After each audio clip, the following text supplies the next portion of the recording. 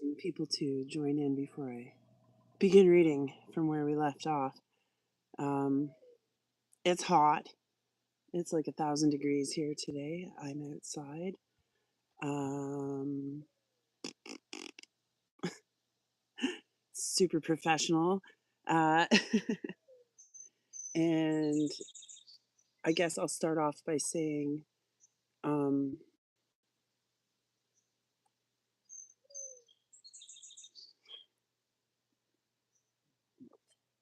it's a great book. I think it's important for people to read. So, to anyone who joins me on the live, thank you. I I don't know what happened in the first part, but the first 4 chapters that we read last time are available somewhere in YouTube land. I'm trying to isolate it and make it more available. Failing that, I'll just make a playlist when we're done the whole book, and anyone who wants to just take in the book can just listen to the playlist. If you want to have the book experience minus me and my experience, you can buy this wonderful piece of literature on Amazon. It is very easy to find. It just put True Earth Whisperer. I put the word book in and then Sonny Davis, and boom, it was right there. You can get it on hard copy, Kindle, or paperback. So I saw Nate in there. Hello, sir. I'm going to try and find out where chapter 5 is because we were able to get through the first 4. Yeah, in your cart. Amazing. Amazing. It's so important. In the spirit of learning, we're never really done because we all experience, the more you know, or the more you learn, the less you know, right? So, how can we rest on the laurels of our conclusions anymore when we know the nature of this realm and how how greasy it can be? It's, everything's malleable, everything is open to subjective perspective, and here's mine. Here's Sonny Davis's perspective, and my attempt to humbly and to the best of my ability do it some justice by reading it to you, every one of you. So we got through chapters 1 through 4, and we're starting with chapter 5, and it is called Unveiling Divinity. So prove all things, hold fast that which is good. 1 Thessalonians 5:21. Before anything else, I pause to honor the ancient seekers of truth, those who moved through the world with grounded wisdom, guided not by the words of rulers or priests, but by the steady voice of nature itself, the Diads. They trusted the language of rivers, the weight of stone, the arc of the sun, and the pulse of their own hearts. They did not theorize from thrones or pulpits. They witnessed, they measured, they remembered. For them, truth was not a claim, but a living presence, revealed through direct personal experience. This book begins in that spirit and carries their fire forward. Diads embody the original method of inquiry, grounded in demonstrable, repeatable evidence. Long before modern institutions or belief systems, a simple approach prevailed. Observe nature through the senses granted by creation. Trust what you see, hear, feel, and know it as surely as your beating heart. Let the earth, sky, water, and your own body guide your inquiry. Do not rely solely on textbooks, titles, or experts. Let reality present itself unfiltered and alive. Your experience matters more than secondhand belief. This is the essence of Zetetic inquiry. Ask questions, observe closely, build understanding from what you can verify personally. Physics is often defined as the study of matter and motion through space and time. That may be technically accurate, but before accepting definitions, ask yourself, what can you truly observe? To a zetetic, physics is not a list of theories to memorize. It is a method, a way of paying close attention to the world. You do not need complex formulas from distant labs to understand reality. You can observe it directly. Heavier objects fall, steam rises, sound moves through air, motion requires force. These are not abstract ideas, but experiences to witness, test, and repeat. No invisible forces or space time distortions needed. In this light, physics becomes deeply human, a tool to explore how the world actually works here and now. Zetetism. This is so hard to say. My apologies. Zeteticism teaches truth is not inherited from institutions. It is discovered by those willing to look closely. This ancient empirical inquiry respects nature's authority over human decree. The seekers of old knew reality must be experienced first, measured second, interpreted only after. Nothing should be assumed without observation. Zeteticism is no relic. It is a reminder. Truth is simple, observable, here now for anyone willing to look, sense, and question. The word zetetic comes from the ancient Greek zetetikos, meaning to seek or inquire. If you're reading this, that impulse may already live within you. The method begins with what you observe, what your hands can touch, your body can sense, your heart can confirm. From this base, reason flows, not through abstract theory, but grounded reflection. The zetetic does not start with expert conclusions. It begins with the world as it appears moment by moment through real experience. This way of seeking truth is as old as the first human gaze, lifted in wonder toward the stars. It still lives in those who refuse to trade knowing for borrowed belief.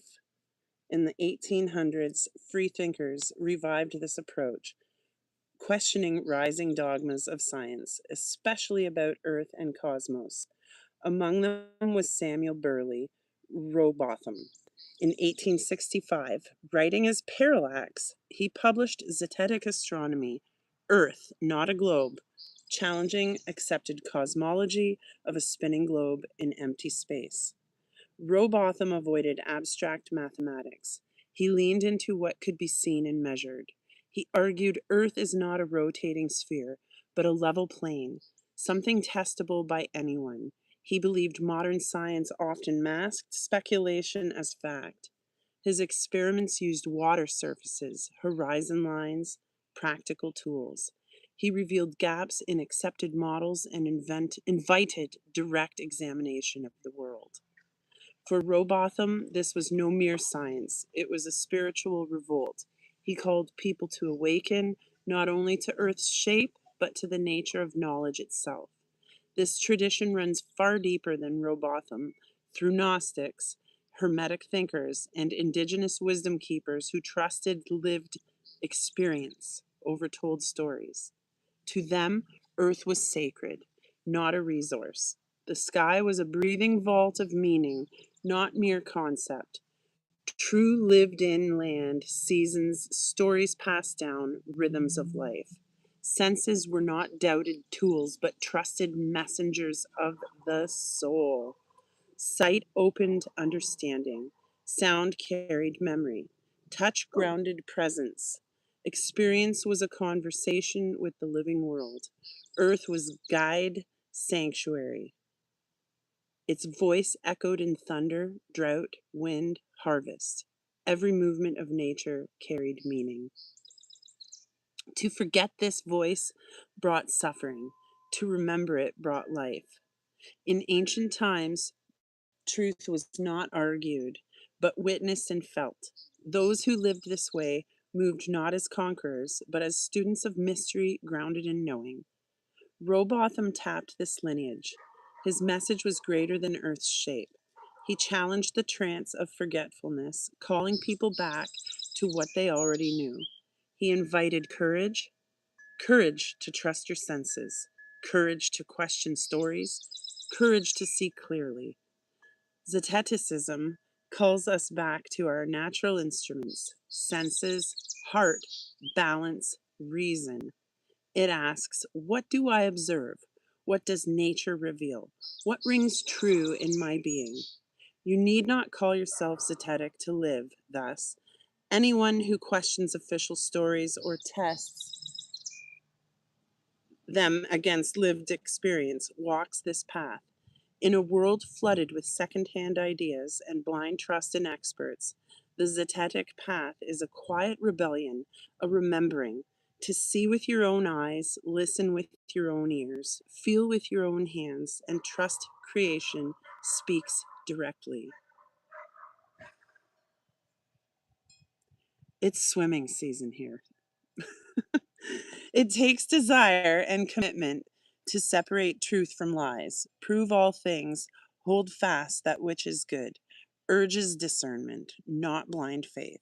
It calls us to test, verify, separate truth from pretense. We do not blindly accept claims about reality. We investigate, observe, question, and hold fast only to what endures honest scrutiny. This book does not tell you what to believe. It offers tools to help you rediscover what you have always already known, your divinity. So I say to you, dear reader, salutations, not as mere people, but as divine beings, absolutely divine, not divine as distant prize or title granted by scripture or guru, not divine as ornament to identity, but divine by essence, beneath skin, behind story, before name. Divinity is not attained, but remembered. The original state hidden beneath conditioning, fear, forgetfulness. You are not becoming divine. You are divine and always already have been. This is the posture we take before ourselves, each other, and the great mystery of existence, recognition, not striving. Salutations to that one untouched by anything, freer than existence, freer than the universe itself, the ancient, eternal pulse within you. Within that self we are, from it all existence arises, everything. An invocation of the One. O source beyond name, origin of light and shadow alike, you who dwell unseen beneath the veil of form, we call upon you now. In this realm of duality, where many forget their root and opposites blind by the eye, we gather in remembrance of the One. Let false divisions fall away, illusions of right and wrong, above and below, dissolve. May the space between us become a holy mirror, reflecting the eternal, not as many, but as one flame with 1,000 tongues. Guide us to the place where knower and known are one, where voice and ear become a single listening, and where question and answer return to silence. In this sacred union, may the hidden spark rise, drawing us home, so we remember that what seems divided was never apart. What appears as two is but the one dreaming of separation. By this invocation, let us return. So be it. Thank you for joining me here in Truth and Inquiry. Sonny. Fabulous reader.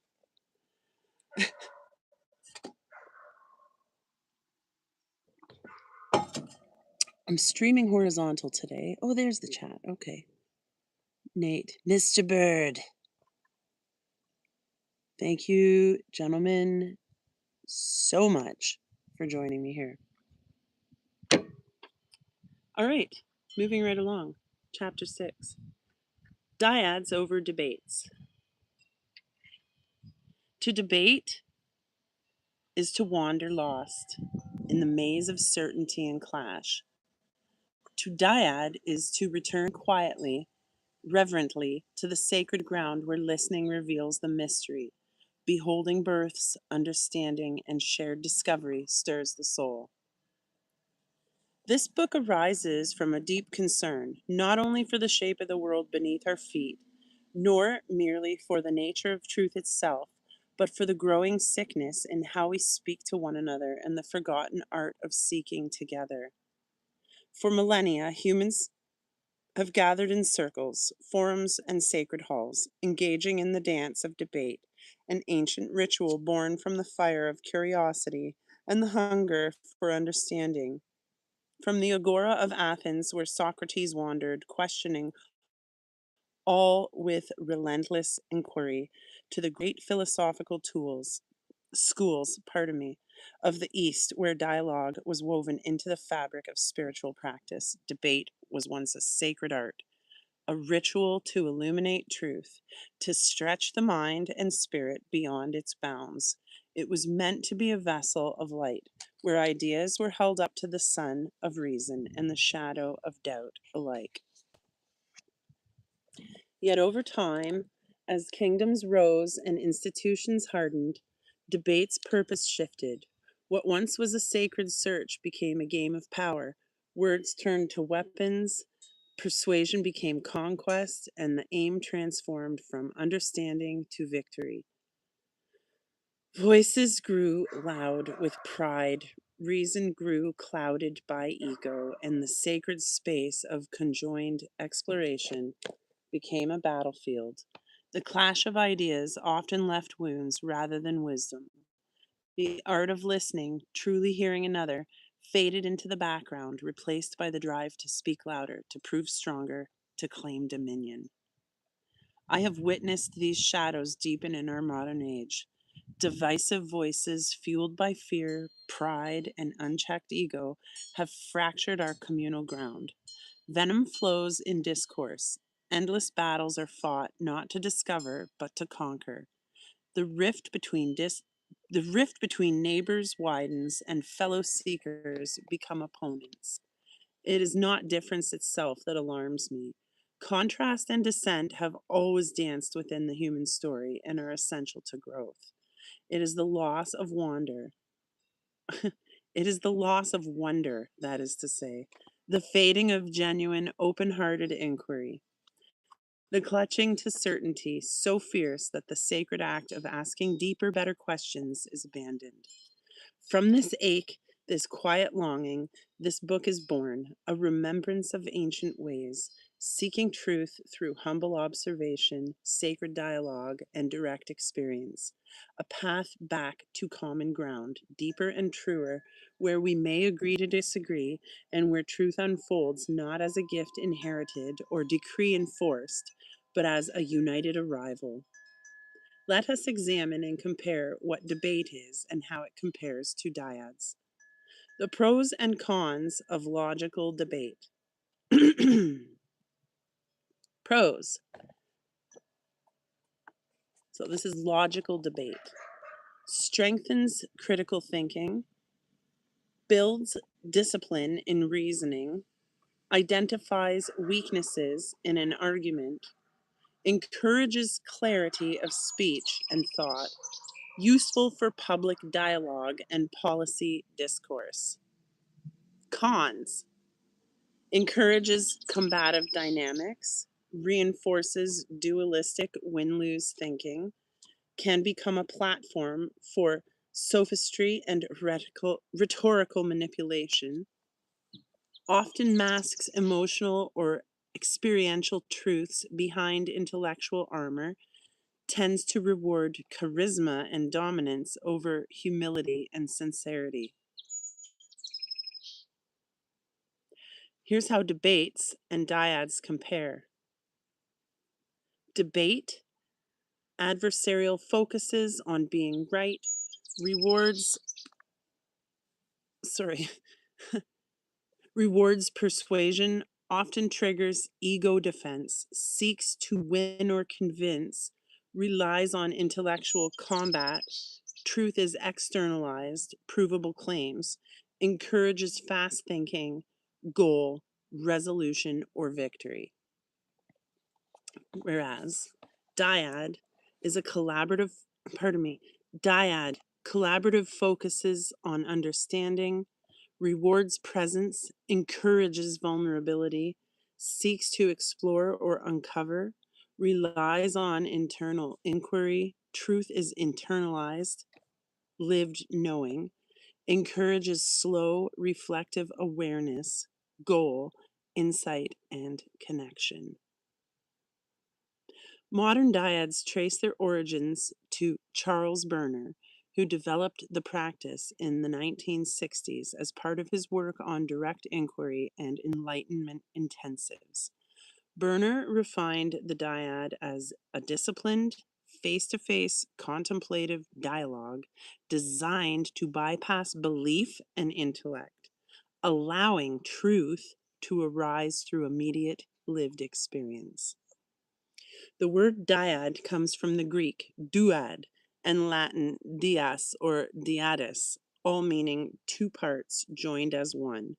In music, a dyad is two notes played together, the simplest harmonic interval, which a full chord requires three or more notes. A dyad implies harmonic movement. By themselves, two notes tell only part of a story, but their relationship creates tension, harmony, or dissonance. A dyad suggests a greater context. It hints at a chord or evokes a mood while remaining open and dynamic.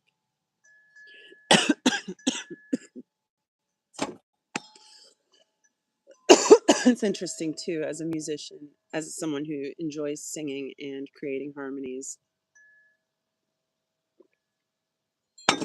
You can't make a harmony by yourself. It's two notes. I can sing both the notes, but I can't sing them all at the same time. Back to the book. In dialogue, practices such as partnered dyads, conscious inquiry, or relational inquiry, a dyad consists of two people engaging in a precise present moment exchange, often with structured questions and responses. Like in music, meaning is not held by either individual alone, but emerges in the space between them. I just said that. The tension, resonance, and silence that arise reveal new understanding. The parallels show two points of vibration or consciousness meeting. Neither stands fully alone. Their value is in the relationship. This interaction can produce harmony, blended insight, dissonance, conflict, or unresolved tension, open inquiry. Both generate mood and leave room for interpretation, nuance, and emergence. They are alive and evolving, not fixed. In short, a dyad in music evokes feeling without full resolution. A dyad in dialogue evokes truth without fixed answers. It is a fitting metaphor for the interplay between self and other, sound and silence, instruction and response. Both require listening to what arises between. It is through authentic dialogue in the dyad process that we may begin to heal divisions, transcend toxic rhetoric, rebuild connections, and come together in a united quest for understanding this place we all call home. The earth, whether round or flat, has much to teach us if we listen with openness and sincerity. The true purpose of this dyadic practice is not to find a final answer, but to engage in a deliberate, cooperative exploration of truth. This inquiry goes beyond intellectual exercise. It invites us to explore our deepest experiences of life, reality, and our common home. By inviting others to share their lived experience, we enter a sacred space where listening holds as much weight as speaking, guided by understanding, compassion, and empathy. As we engage in this dialogue, healing unfolds. Divisions between those who accept the scientific consensus of a round earth and those who question it begin to close, not through argument, but through honest, authentic exchange, recognizing that we all live on the same earth, under the same sky, yet perceive it uniquely, opens the door to bridging gaps between knowledge and experience. between science and perception. This practice calls us to be present to the beauty and mystery of life itself. We are invited to explore the ground beneath our feet and the world beyond our current understanding with humility and curiosity. Perhaps the true answer lies not in the shape of the earth, but in a depth of our capacity to engage with one another in truth, love, and mutually held experience. Through this new form of inquiry, we reclaim a sacred unity grounded not in certainty, but in openness of being. The dyad offers a powerful path to clear and truthful communication by transcending the limits of thought, aligning fully with reality, and bypassing mental distractions. A key element of the dyad process combines reflection with intentional dialogue, going far beyond ordinary conversation. It invites your full awareness to encounter truth directly and without interference.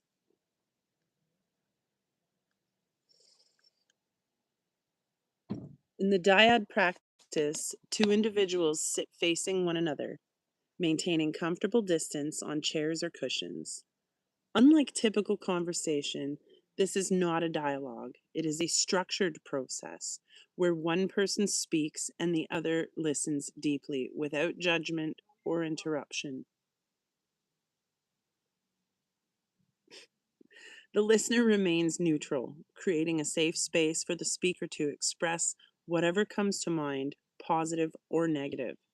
This clears confusion and brings insight into the topic. In everyday conversations, people often give advice or dominate discussion. Listening without bias or opinion is rare. When listening does occur, it is usually with some agenda or judgment, either agreement or disagreement. This fosters groupthink, where conformity is prized and emotional energy goes into maintaining harmony. Meaning is shaped by collective agreement, not individual insight. The dyad method breaks this pattern. It is it encourages authentic, uninterrupted self-expression and personal clarity, creating a space where one can speak from direct experience without pressure to conform, impress, or perform. By bypassing usual social dynamics, including subtle cues, unspoken expectations, and collective agreements shaping what we say and how we say it, we foster deeper personal understanding. Insights arise naturally, unfiltered by approval or validation. It creates room for raw, honest exploration of one's inner knowing. This is not theory or polished philosophy. It is drawn from years of digging, questioning, breaking down old beliefs, and chasing truth in every direction. These tools have survived the fire and never let me down. I do not claim this is the whole truth, but in my humble experience, these are the clearest ways to cut through clatter, stories, and illusions to find what is real in where we live physically and spiritually. It is collaborative inquiry between two people committed to discovery. Instead of defending positions, participants alternate roles. One speaks from direct experience, observation, or insight, while the other listens fully without interruption, judgment, or rebuttal. Over time, this creates a rhythm of corresponding reflection where new realizations emerge, not through opposition, but through presence, attention, and trust. Dyads focus less on who is right and more on what is real. They move us beyond performance towards revelation. Why shift toward dyadic inquiry?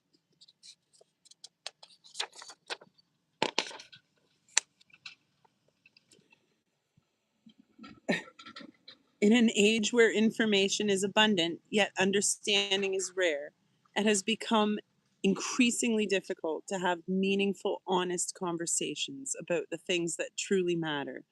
It may seem we have crossed a threshold from which there is no turning back. It feels as though the moment to reverse course has slipped away.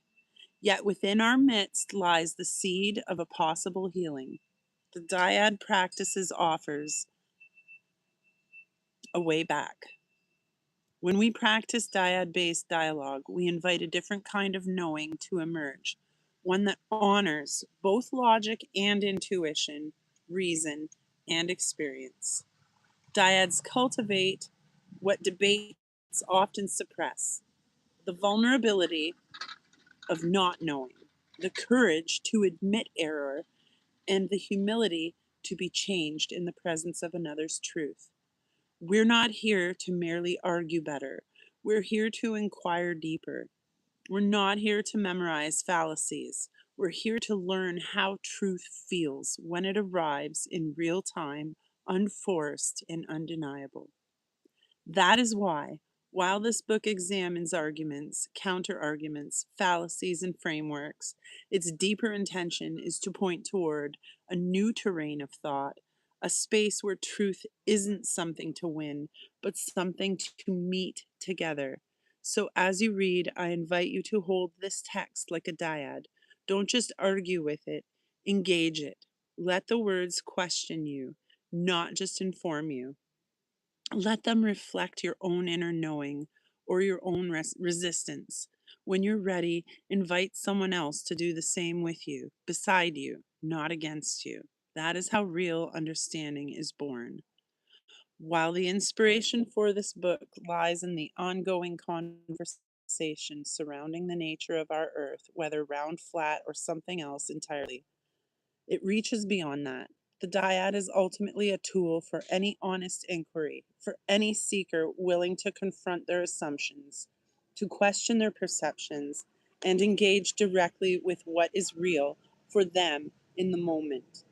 This is not a book of conclusions. It is a book of openings.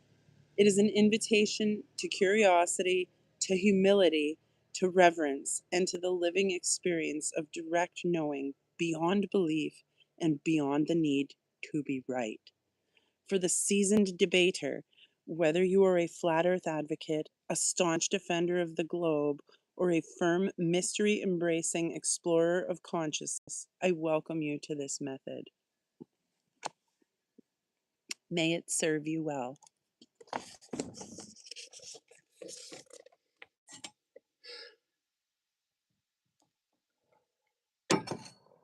Everybody knows that one person, and they're probably close to you because otherwise you wouldn't bother, but you're talking to them, trying to explain something in a way, because it's important, because it's, conducive to your harmony, as it were. And you can see it on their face in the middle of what you're saying. You've taken the time to craft a form of communication with all of the information pertinent to the heart message that you want to send. And halfway through, what are they doing? You can see it. They're already cooking. They've taken half of what you said, formed a position, and already have something either, you know, uh, contradictory, most commonly. I find some people want to almost, one up you. They're like, well, that was great, but this, right? There's a lot of people that do that too. And I find it so disappointing. And, I always thought there was something wrong with me. Like, I don't have the self confidence to stand up for what I'm saying, or, but really what it is, and I'm not saying, "Oh, I'm so humble." It is a humility because I've never really fully been comfortable arguing words with someone. If that's what they feel, they must, either know something I don't or be so committed to it that it would be audacious of me to try and change their mind. But I hope you guys are enjoying this so far. I'll keep reading here. We're on chapter 7.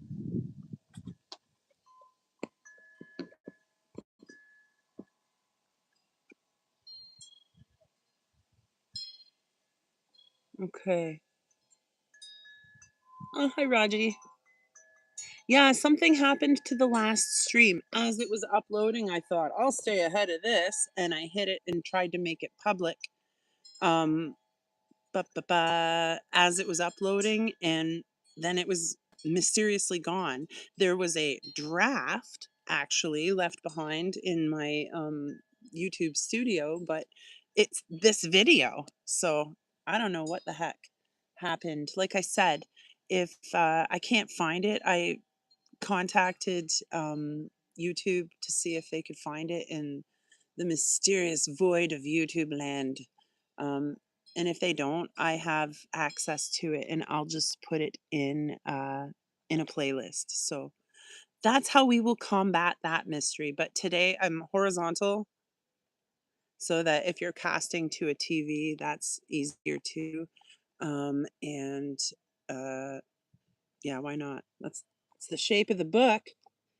If the shape of the stream is horizontal, then the shape of the book must be too.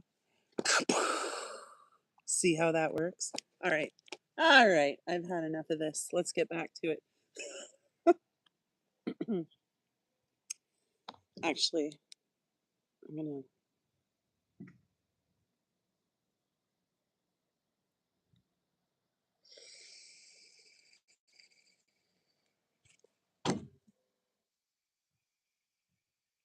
Chapter 7: The Fantasy of Escape. Space is the altar where modern man hides his longing for eternity. That's pretty deep. From the dawn of ages, at the secret root of the human heart, lies a longing to escape. Today, the burdens of this world press heavily, debts that bind, wars that wound, politics that divide, the endless machinery that grinds spirit into dust.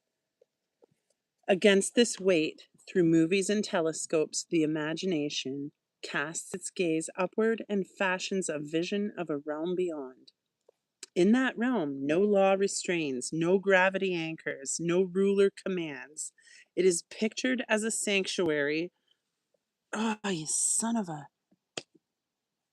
deer flies. Um, Sorry about that. Against this weight, through movies and telescopes, the imagination casts its gaze upward and fashions a vision of a realm beyond. In that realm, no law restrains, no gravity anchors, no ruler commands. It is pictured as a sanctuary of infinite freedom, a shining expanse, unsullied by the struggles of earth. Space becomes less a scientific frontier than a mirage of the soul, a dream of release, woven from the hunger to be free. This vision has not been handed down through revelation, nor discovered by the senses, but transmitted through the great temple of the screen. Hollywood became the oracle of the stars, whispering myth through flickering light. Cinematic visions like Buck Rogers, E.T., Star Wars, Star Trek, 2001: A Space Odyssey, The Black Hole, Interstellar, The Martian, Gravity, and Cosmos all have chanted the liturgy of the heavens. The liturgy? The polished reels of NASA have joined the chorus. These are not testimonies of experience, but spectacles of wonder, woven from music, story, and illusion. Humanity has not fallen in love with the cosmos itself, but with the enchantment of images, a trance of light mistaken for truth. I don't know. Space scares the heck out of me. Well, it did. The initiation into this mystery begins when the mind is still tender.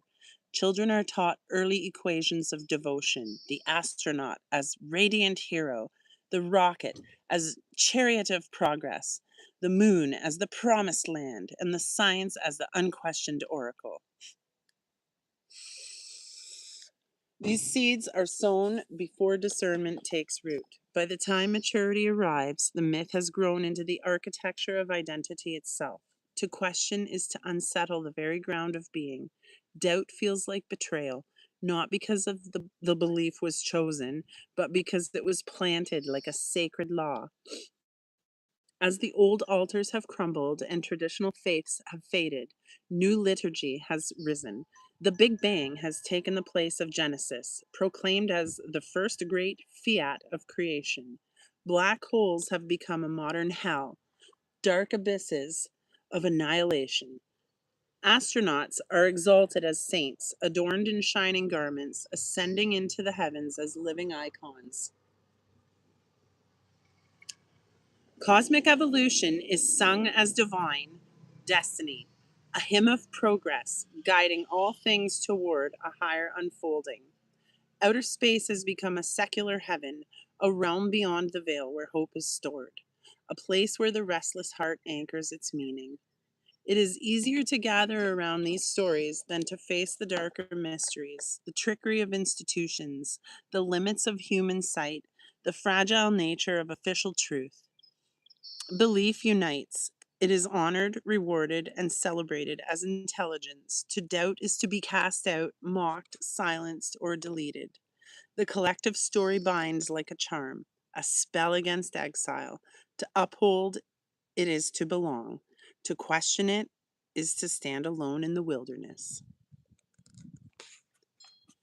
Yet beneath all this shines the unquenchable fire of the ego. Humanity yearns for expansion, for immortality, for conquest beyond the grave. Space offers the grandest altar for these desires.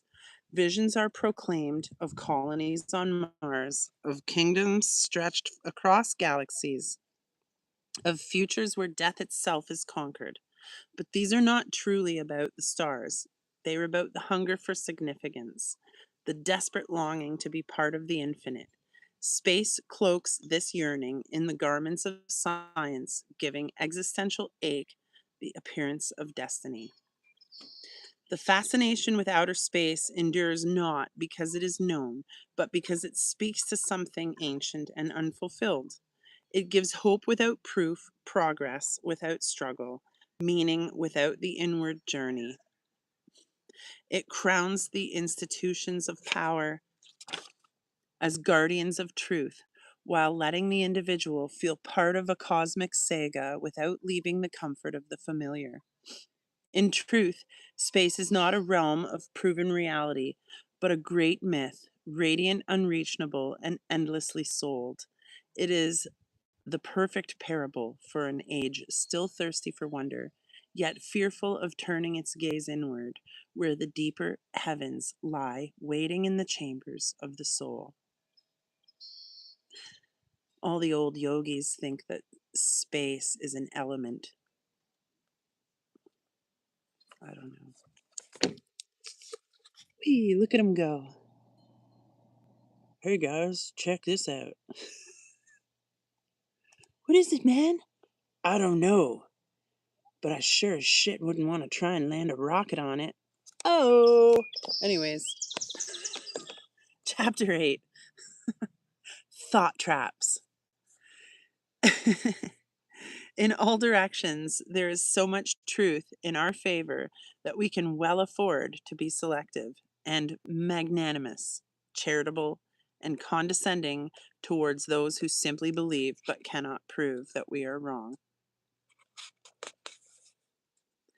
We need not seize upon every crude or ill-developed result which seems to offer the slightest chance of becoming evidence for our cause, as every theorist is obliged to do if we would have his theory clothed and fit to be seen.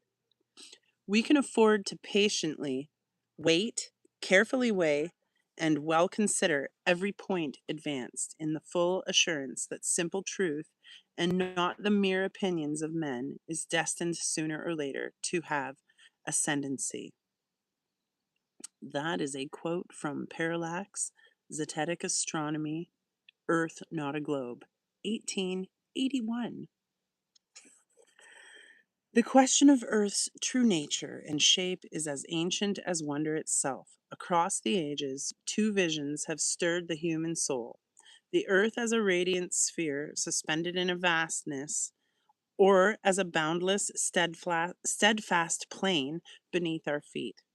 These opposing yet intertwined visions have fueled debate, sometimes fierce, sometimes whispered, always carried with conviction. For centuries, the mystery lived in philosophy and observation. guided by the slow unfolding of evidence. The Greeks, gazing skyward, traced numbers, logic, and the stars' paths to glimpse Earth's curvature.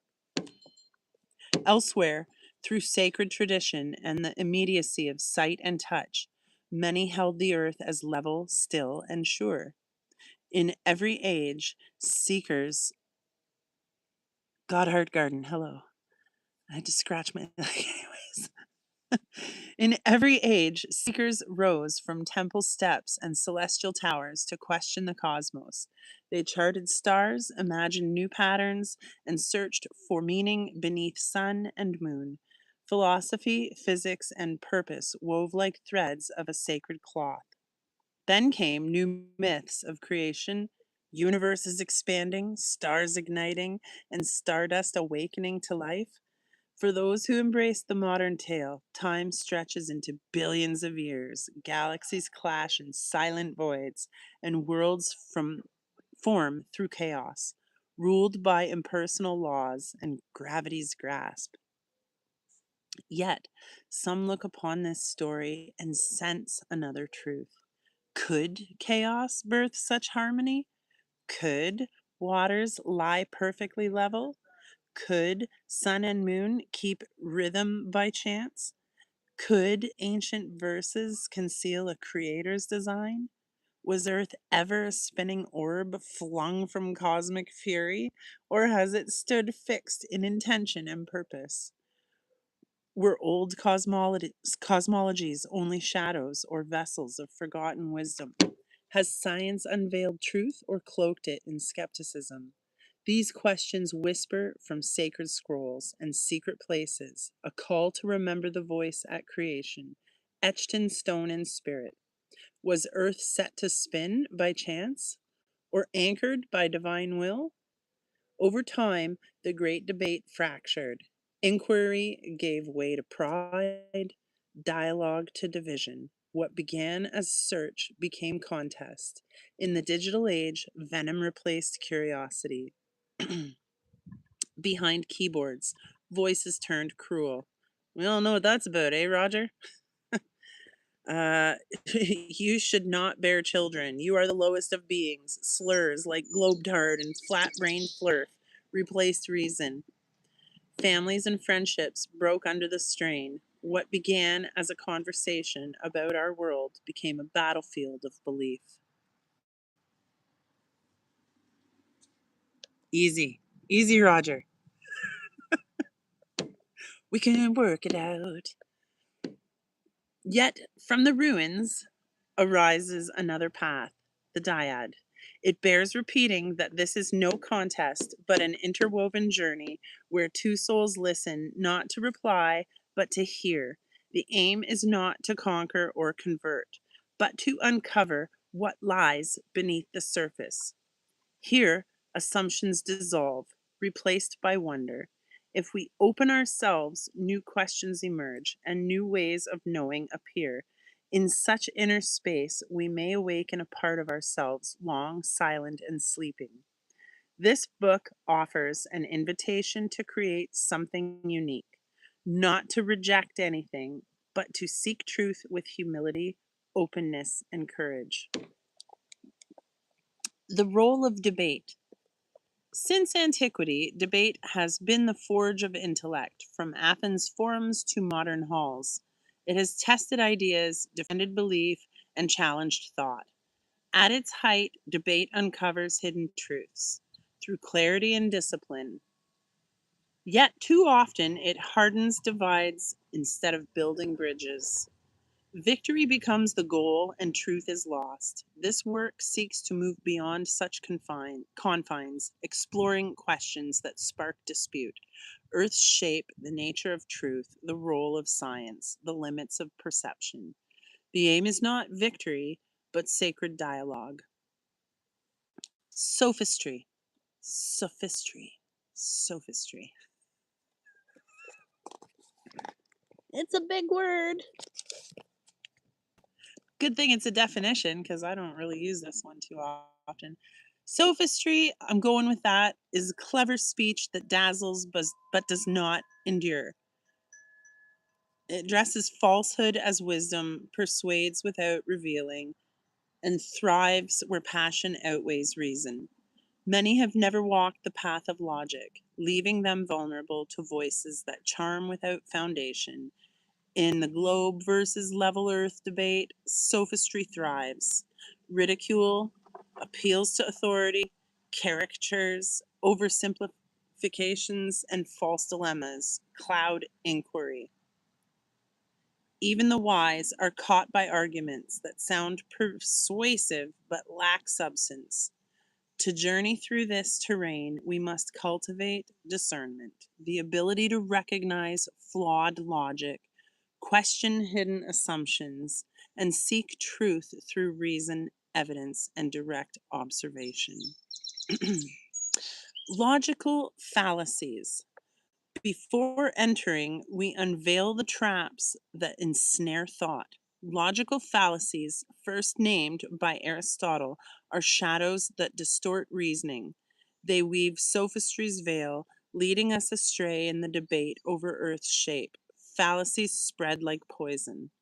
Let us walk through 10 common logical fallacies, not abstractly, but as they appear in the globe versus level Earth debate. Straw man. Twisting another's view to easier attack. For example, claiming flat Earth means the sun lights all at once, ignoring the spotlight effect. Oh, here comes my wood. There goes my wood. All right. I don't know where he's going, honestly. I guess it's wood delivery day. Either way, if I have to stop intermittently, it's just to tell him where to put it, and then I will be right back. So, straw man. Yes, we all know that. Burden of proof shift, demanding proof but offering none. If Earth isn't a globe, prove it. Shifts the sacred weight unfairly. Appeal to authority, accepting claims merely because a wise name spoke them. But if Neil deGrasse Tyson said it, appeal to ridicule, laughing at ideas instead of engaging with their essence. Ad hominem, attacking the messenger, not the message. False equivalence, equating unlike things to mislead. Cherry picking, choosing only the fruit that pleases, ignoring the rest. Red herring, leading away from the heart of the question. False dilemma, presenting only two paths when many roads exist. That was important. Reification, treating shadows and symbols as solid truth. To know these fallacies is not to conquer debate, but to clear the mind. Truth demands no roar, no consensus, no crown. It waits quietly, ready to be seen, felt, and known. By recognizing deception's patterns and returning to observation, reason, and lived experience, we cut through the fog. Truth is not fragile, it is a mountain that stands firm. When discovered, it requires no belief, for it becomes the ground beneath our feet. In an age of doubt, another path emerges, not louder, but deeper, not combative, but carried in union. The dyad offers a way to mastery, to honor mystery, to walk side by side. Within this space, certainty loosens, truth is apparent, and unity becomes possible. Here lies the chance to mend divisions, to recover empathy, and to free each other with our prayers, with our voice. Whether your world is round or flat, the spirit of the earth holds mysteries yet to reveal for those who listen with open minds and willing hearts.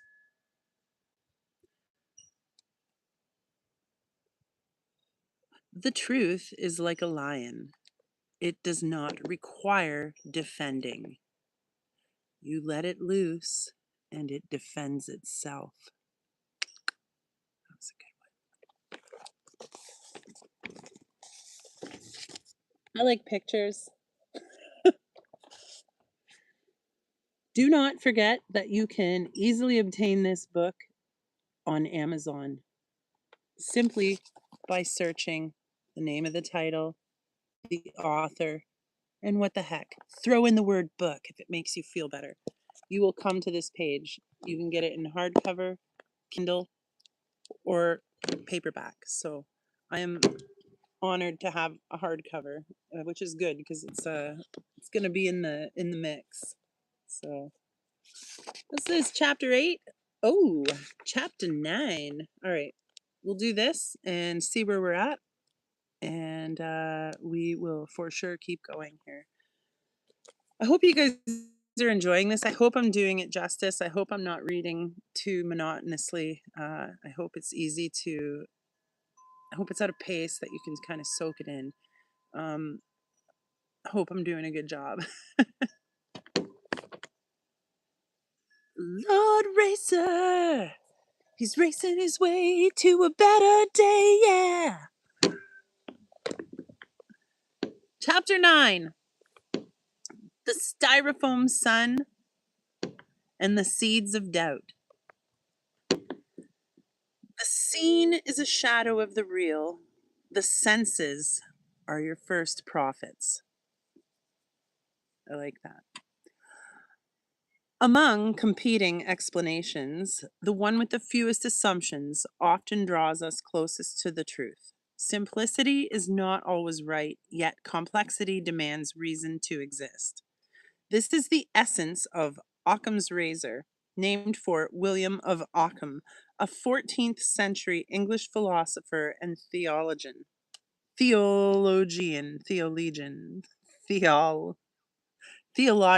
thank you. Thank you. Though he did not invent it, he wielded it as a guiding light in discourse on God, science, and logic. The core message whispers, when uncertain, trust the explanation with the fewest steps and leaps of reasoning. Occam's razor invites us to choose paths of least speculation unless strong evidence compels otherwise. It is no rigid law, but a sacred tool for clear seeing. If hoofbeats echo outside, wisdom leans towards horses, not zebras, unless you dwell near a zoo. This principle breathes through science, philosophy, medicine, and the rhythm of daily life. It never guarantees absolute truth, yet it draws us closer to clarity. Truth needs no scaffolding. It does not hide behind special effects, academic jargon, or credentialed voices to stand. If an idea only makes sense with a sideshow or a government grant, perhaps it is not truth, but story. Truth, strange and pure, seldom asks for backup. It simply is, clean, obvious, and simple. Not always easy, but simple nonetheless. My questioning began barefoot in the grass, gazing upward into the stillness of the sky. A thought arose. Why does this feel so grounded, so utterly unmoving?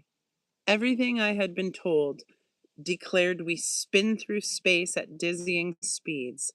That did not match what my senses held true. From that moment, questions grew, not in confusion, but in clarity. I began comparing taught stories with what I could observe, feel, and test. Occam's razor cut through the commotion like a blade of mercy. This tension between instruction and experience had been planted long before. I recall lying in the schoolyard, clouds drifting overhead, feeling the solid earth beneath me. If we spin, why can I not feel it? When I asked my teacher, laughed and said, "We move too fast to feel it." That answer did not stick because it made sense. It stuck because it did not.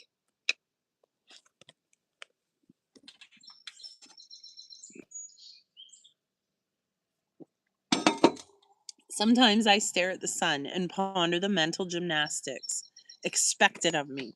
I'm told I stand on a giant sphere, spinning backward at 1,000 miles per hour while the sun holds still far away. Yet my eyes watch the sun steadily traverse the sky. I must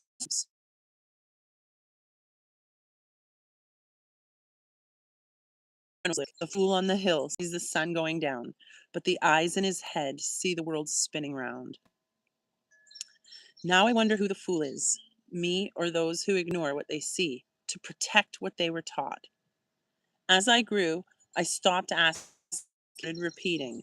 Still, that moment on the ground, a quiet whisper that something was amiss. Years later, I returned to all I never questioned, not just the spinning globe theory, but time, space, science, even God. I stopped surrendering understanding to titled voices and began asking true questions, not to argue, but to discover. Patterns emerged, many defended belief systems, not truth. Arguments leaned on emotion, authority, and circular logic. Logical fallacies appeared like familiar faces. Straw man, false dilemma, appeal to majority. Once seen, they cannot be unseen. Occam's razor returned as a compass, guiding me, not just in science, but in thought, speech, and listening. Ideas needing lifeboats, ladders, green screens, and smoke machines to survive likely do not deserve a place in the mind. If something cannot stand plainly and simply, perhaps it is not true. This changed my approach to debate. I ceased trying to win and began trying to see. Most defended identity, not facts. The more tangled the belief, the harder it was to question, without stirring ego's fierce guard. But truth requires no fortress. It asks only for clear skies, a quiet mind, and courage to trust what already stirs inside. I remember building my first universe model. Ms. Fitzgerald, our teacher, handed us simple tools: construction paper, styrofoam balls, coat hangers, and the bright eagerness of children. The sun hung at the center, painted yellow and orange, balanced between Mars and Jupiter. I was the perfect student then, lacking the tools of critical thought or courage to question absolute truth. History seemed fixed, knowledge sacred. Around the teacher's desk, a faded globe spun, a plastic sphere of rivers and continents. She spun it like a game wheel and said, "We live on a spinning ball, hurtling through space, tilted at 23.5 degrees and wobbling just enough to evade notice." I did not question. She had a globe, chalk, glasses, and smelled like warmth and wildflowers. That was enough. The numbers grew astronomical. Earth spins over 1,000 miles per hour, orbits the sun at 67,000 miles per hour. The solar system speeds through the galaxy at 500,000 miles per hour. The galaxy rushes through the universe at over 1,000,000 miles per hour, and still our juice boxes do not spill. One day, a girl quietly asked, "How does all the water stay on the ball?" The class laughed, as if the question were silly. I was glad she asked. I felt foolish for not knowing.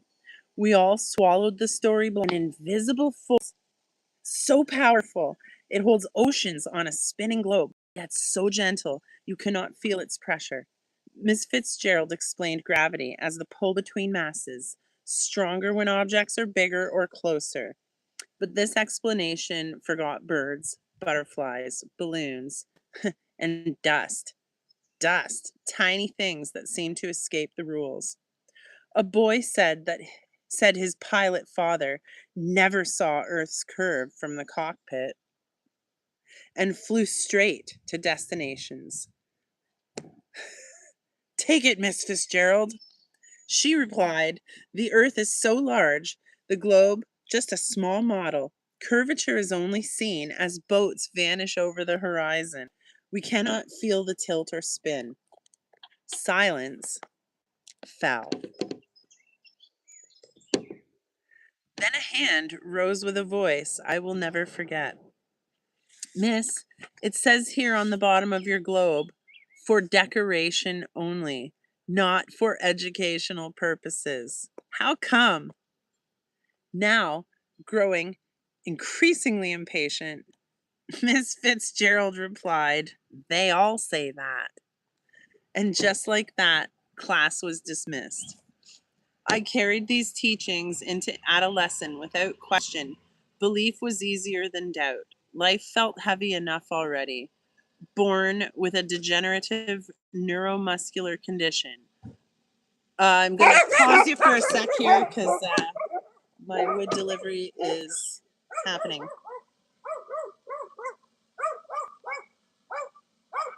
Hey. So I left both driveways open, Matt. Okay. Where do you want? I'm literally going to process your order now. Okay. Where do you want it done? Can it be closer to this pile? Yeah. I don't know why I ever put it. Yep. You get it closer to this. Yep. I don't know if you want to put it here, dump it. Whatever's easier to pull in and dump it out. Okay. So you just want it right there. Closest to that pin or then. Yep. Yeah. Yeah, no, I can do that for sure, and I'll bring over that log splitter as well for the piece. So, yeah, I'll get that going right now. Amazing. Everybody, see you in a bit. You know it.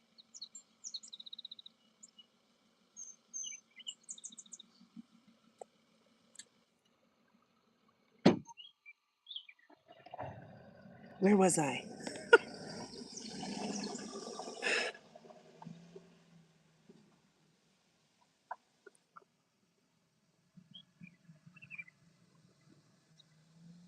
So all the globes say that, apparently. And just like that, class was dismissed. I carried these teachings into adolescence without question. Belief was easier than doubt. Life felt heavy enough already. Born with a degenerative neuromuscular condition, I spent childhood in a wheelchair, asking not about orbits, but about myself. Why was I made this way? Why this body? Why this life? These questions lived quietly within me. Diagnosed with muscular dystrophy, doctors first called it hereditary, then a spontaneous mutation, a random error, a glitch in life's code, passed like eye color or blood type. Yet neither parent carried the gene. That answer did not sit right. If not from them, then where? Was it something outside, something done after birth, quietly slipped beneath the skin? Dressed as health care, we did not know enough to refuse. Something entered silently, turning lights off inside me, nerve by nerve, muscle by muscle, until even bones forgot how to hold me. The world called it chance, mutation, mystery. But the more I asked, the emptier the answers. My spirit felt insulted, so I stopped listening to them and tuned into what remained: the stillness, the numbness, the body, and questions that refused to die. Here the search began, not with faith in institutions, but trust in what I could feel and witness myself. The zetetic path begins with a wound and the courage to ask what caused it. Until age 5, I ran and played like other children. Slowly, strength faded. Movements once natural became effortful. I lived inside a mystery, a body at odds with spirit, challenging me long before I understood challenge. I spoke to God like a stubborn prosecutor, demanding answers. I pleaded, bargained, and threatened divine litigation, but the heavens silent. The more my body failed, the louder my mind became. That seed of inquiry grew relentless and turned outward. I began questioning reality as taught. I became intimate with what I could feel and what I could not. I wondered what else hid in plain sight. What else had I been asked to build from styrofoam coat hangers and blind faith? I pulled old lessons like dusty relics from forgotten religion and examined them anew. Was earth truly spinning beneath my feet? Was space an endless void? Why are the largest questions about who we are and where we live so fiercely guarded by those claiming to serve truth? This book exists because curiosity refused to die. Sometimes the greatest lies are those told before we even know how to spell indoctrination. Sometimes all it takes is a mysterious diagnosis and a lopsided styrofoam sun to lead out of darkness. Early moments of confusion, quiet doubt, and unspoken questions linger beneath the surface, calling to be seen. Like the unexplained shift in my body or the spinning globe I was told to believe in without feeling it move, these movements mark the beginning of a deeper search. They remind us to stop handing and start trusting what we see, feel, and test ourselves. Occam's razor offers a simple invitation. When faced with many explanations, begin with the one that assumes the least. Occam's razor is more than a principle of reason. It is a sword of truth, a blade that severs lies from reality. Take it in hand and lay it upon the world before your eyes. Lift your gaze to the heavens. Do you not see the sun and the moon moving in their courses across the sky? This is no trick of vision, no deceit of the senses. It is what is given, plain and holy. The simplest answer is also the most faithful. They move because they are moving. Yet the creed of the globe demands you believe the opposite. It tells you the sun is fixed in place and that it is you who spins and races whirling through a void at unimaginable speeds. The senses say the lights move above. The globe says you are the one in motion. Look to the horizon. It is always straight, always level, always already true, whether you stand upon the shore or rise above the clouds. The senses testify of a perfect line, unbending and sure. Yet the doctrine of the globe insists there is curvature hiding where none can be seen. The senses say the horizon is level. The globe says it is bending away. Stand upon the earth. It holds you steady, firm, and unmoving. You feel no spin, no tilt, no hurtling flight through endless space. The senses declare stillness. The globe declares motion beyond all imagining. Lift your eyes again to the sun. It is not 93 million miles away. Banished into unreachable distance, it is right above us, moving through the sky, casting its light and warmth into our very lives. It is close, present, within our neighborhood of creation. Who has ever measured such a distance? Who could ever confirm such a number? None but those who build fragile theories, fitting numbers to the tale they already believe. The senses say the sun is near. The globe says it is impossibly far. That's what I call mathematical backwork. Witness the glory of the expanse above you. Drift with the clouds and feel the weight of truth as a cloud, solitary in a blue sky, filled with rain, and the release during nightly thunderstorms. Watch the rays of the sun break through like divine spotlight fixed in the firmament. Behold the crepuscular beams descend and pierce the waters, and see the shimmering dance of light on a level sea.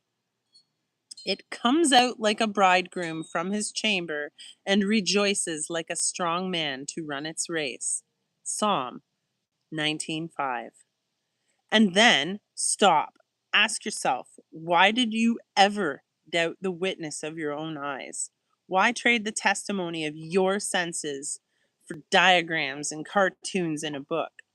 Why accept numbers that no man has ever measured, distances that no human has ever seen, when the truth blazes in the sky every single day?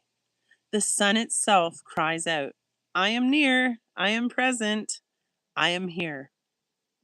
So lift your eyes and see again, as if for the first time. The heavens declare their story. The sky pours forth speech. It has always been speaking to you. but you must choose to listen. Cast off the blinders, refuse the sorcery of distant suns and endless voids. Step into the reality of what is before you, clear, undeniable, radiant. The truth has always been above you, waiting for you to notice. It's like the girl next door. Open your eyes, open your heart, and behold what has always already been. Again and again, the testimony of your being is clear. The sun and moon move. The horizon is level. The earth is still. The lights above are close, not lost in unreachable distances. Yet the keepers of false knowledge demand that you deny what God has written into your very body and soul. They would have you believe everything contrary to your senses. They gaslight the spirit into oblivion, drowning the heart in paradox and doublespeak. They strip away true meaning, true hope, and true inspiration. Worst of all, they seek to sever the living connection to the Creator by placing Him billions of light years away, hidden in galaxies that can never be reached, instead of near to His creation as He truly is. Their science is not knowledge, but desperation. Their numbers fail by their own admission. Their equations collapse beyond all measure. Instead of discarding the broken system, they conjure shadows, inventing dark matter and dark energy, words without meaning to prop up a crumbling tale. They cannot solve the motion of three bodies, yet they preach that hundreds of celestial lights move in flawless harmony as though the heavens were a clock they themselves designed. But the sword of truth cuts clean. Occam's razor divides the real from the lie. The earth is unmoving because it is. The horizon is level because it is. The sun and moon move above because they do. The lights of heaven are near because they are. The simplest answer is the truest. The truest is the one that leads us back to the Creator, who is not far away, but near. To believe in such heliosorcery is to hand over your reason, your body, and your soul to the great deception. It is to bow before a counterfeit altar, to worship the idols of men who cloak ignorance in numbers and call it wisdom. It is to abandon the witness of your own God given senses and to call your very soul a liar. Such a surrender is not harmless. It is the offering of one's spirit into the jaws of falsehood. For what they offer is not knowledge but bondage, and what they steal is not only truth but eternity. To trust in their sorcery is to be led into the outer darkness of confusion, where nothing is certain, where the Creator seems distant and unreachable, where hope is traded for an endless dark and fractal void. But to hold fast to what is plain and given, to what your eyes, ears, and heart testify each day, is to remain in the light of God. He is not hidden behind galaxies untold. He is here, present, near, reigning above the world He formed. The sword of truth is in your hands. Choose what to cut away. Choose what to keep. Choose whom to serve. Truth does not need to be an elaborate collection of mathematical chalkboard equations. It only needs to be real.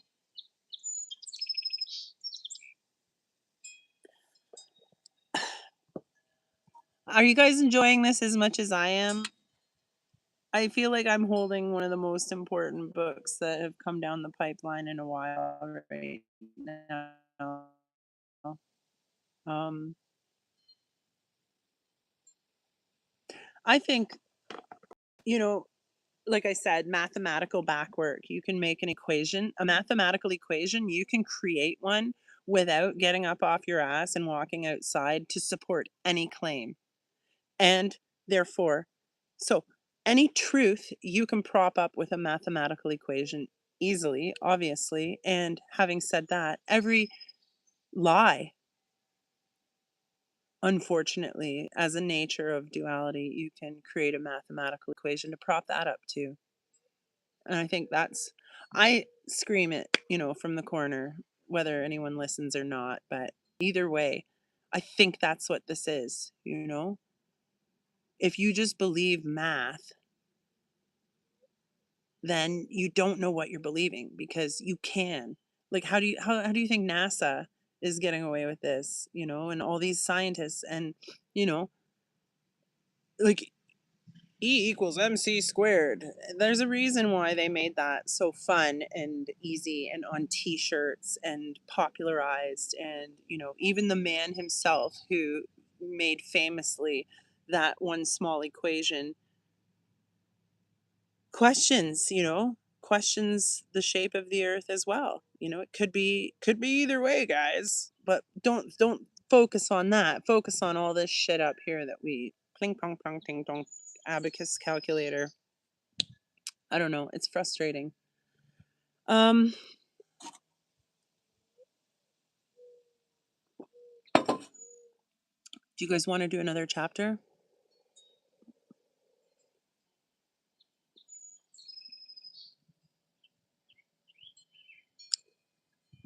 We can end it here and start with chapter 10 next time. Or we can find out exactly how long it takes to fill 3 cords of wood into a truck.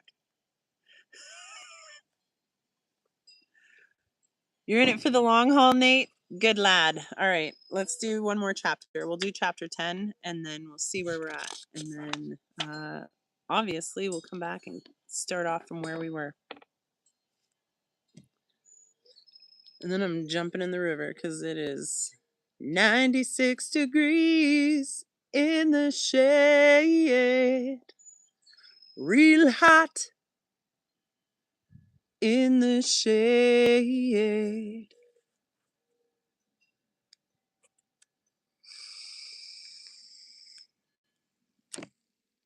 All right. Bring on the whatevers.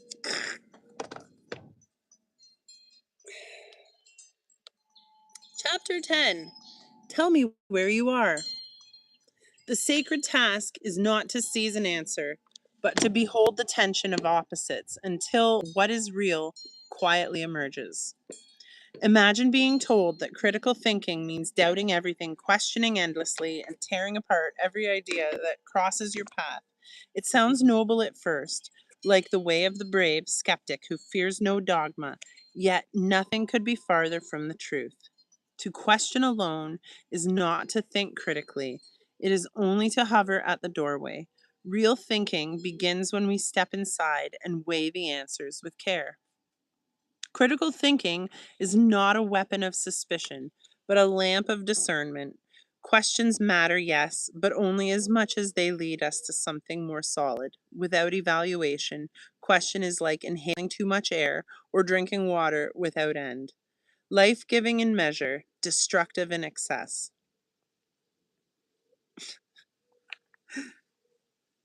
Skepticism without discernment leaves you wandering in circles, always asking, never arriving. The real work of the mind is in the evaluation of what is before you. Are the ideas clear or muddled? Is the information trustworthy or distorted? Do the details ring precise or do they dissolve into vague generalities? Can the thought go deeper beyond the shallow surface into the complexities it first concealed? And can it also widen, allowing more than one perspective? Even those we are inclined to resist. Logic steadies the path, guiding us away from fallacy. Significance calls us to tend to what truly matters. Fairness asks us to set aside our bias, to be ready for change. Relevance draws us back to what is essential so we do not lose ourselves in distraction. This is the rhythm of genuine critical thought.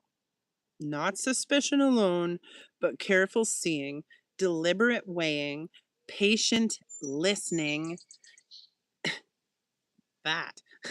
Its purpose is not to multiply questions, but to move toward better answers. Questioning is the beginning, evaluation is the journey.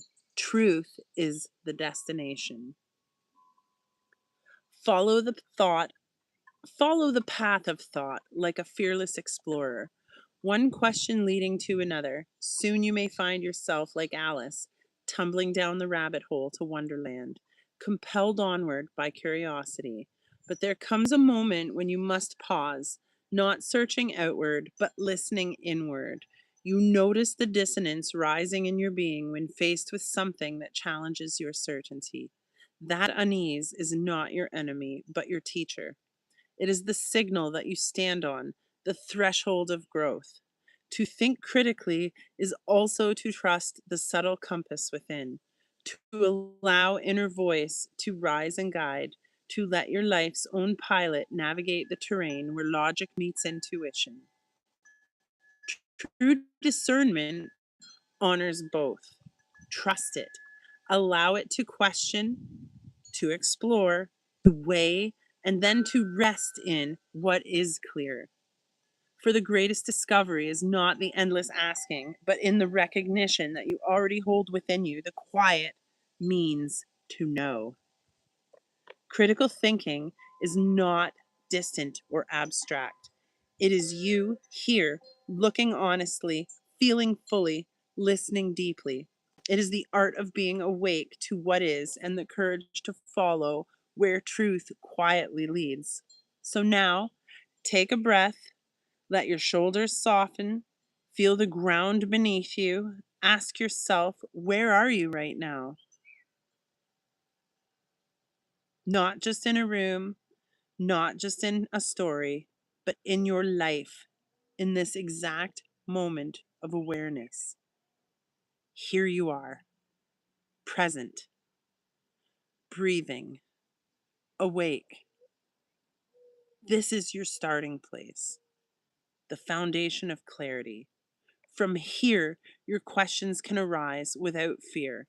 Your evaluations can unfold without haste, and your inner compass can begin to guide you in good faith. I heard this inner voice. It was neither male nor female, neither loud nor soft. It simply was a presence felt more than heard, like a gentle tug at the corner of your mind when you forget why you walked into a room. The candle flickered, though there was no draft. I hesitated, then shrugged. All right, I said. I'll start at the beginning.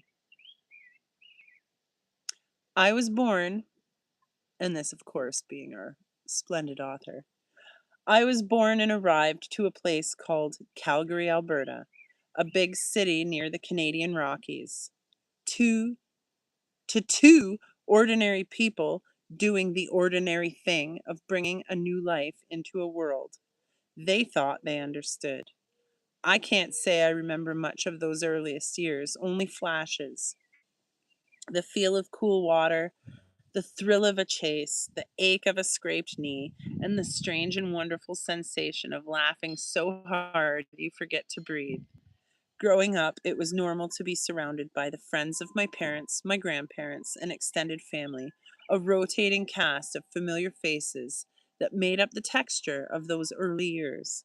Like most kids, I loved swimming, turning the living room into a fortress of couch cushions, and waking early for Saturday morning cartoons. Those simple joys formed the rhythm of my childhood. But there's one thing I remember with perfect clarity: the day my body began to betray me.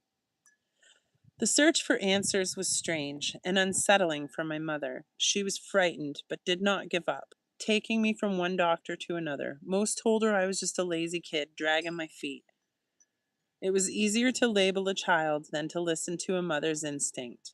But she kept looking, and so did I.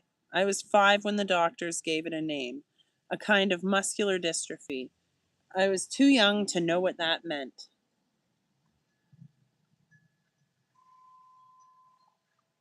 All I knew was that walking grew strange, running became harder, and falling became part of my daily routine. My years soon filled with hospital visits, scans, surgeries, therapies, and leg braces. You might need a wheelchair one day, they said, trying to soften the blow. They were right. I remember how he said it. Not cruel, not kind, just clinical, like reading a weather report. I was young, sitting in a cold examination room when the doctor looked me in the eye and told me, "There's a chance you might not live to see age 30." Then he moved on, probably forgetting before the next file hit his desk. Those words became a silent landmark in my life.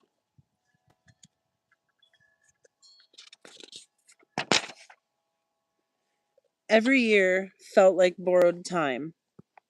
Every birthday, both a victory and a countdown. I didn't tell anyone. It wasn't a prediction I shared. What would I say? Hey, by the way, I might not be here in a decade. It lurked in the background, shaping choices, relationships, and how I saw time.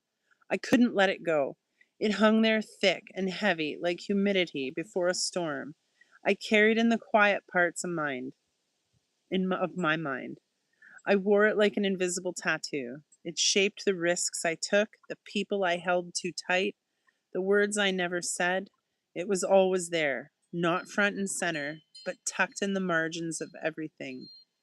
Life, death, mine. Not a theory, not a story someone else told. My life, my death. The way in which every breath matters, because one day it will not.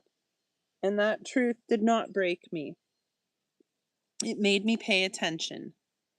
Questions and curiosities flowed like a raging river about everything. In fact, I probably should have been issued a license for it. Why did I have lazy legs? Why wouldn't my hands work the way they used to? What happened to me? Why me and why now? The doctors answered with long Latin words and hopeful smiles. My mother answered with hugs and tears. She thought I did not notice. The voice in the darkness spoke again. That must have been hard for you both. And the questions, did they ever stop? I grinned. Never. Where most see a diagnosis at the end, mine became the beginning. I came to realize it wasn't a misfortune, it was an invitation, a springboard into the longest, strangest, deepest rabbit hole of questions and half answers, one that I am still tumbling through. Each supposed conclusion only opened more doors. It shaped how I see the world. I suspect it was meant to. I was weirdly curious little fellow. I wanted to know everything about the disease, the treatments, the tools I'd need, special shoes, braces, canes, walkers, wheelchairs, therapists, scientists, devices. I wanted to understand it all. Through it all, my family stood by me. Eventually, the rabbit hole took a turn. It wasn't muscular dystrophy after all. The true culprit was a rare hereditary condition called Charcot-Marie tooth disease, named after three doctors who first described it in 1886. Jean-Martin Charcot, Pierre Marie, and Howard Henry Tooth. Despite the name, it has nothing to do with teeth. To me, it sounded like a kind of ice cream. What baffled me was that neither of my parents had the disease, so I was more determined than ever to find the truth. The days took shape in my weakening body with its shrinking limbs. CMT, the acronym, affects the peripheral nerves, gradually weakening the muscles in the hands, legs, and feet. Eventually, the lungs may fail and eyesight can deteriorate. I would stare at the sky, wondering about the stars, the sun, the moon, trying to make sense of the spinning ball earth they said we lived on.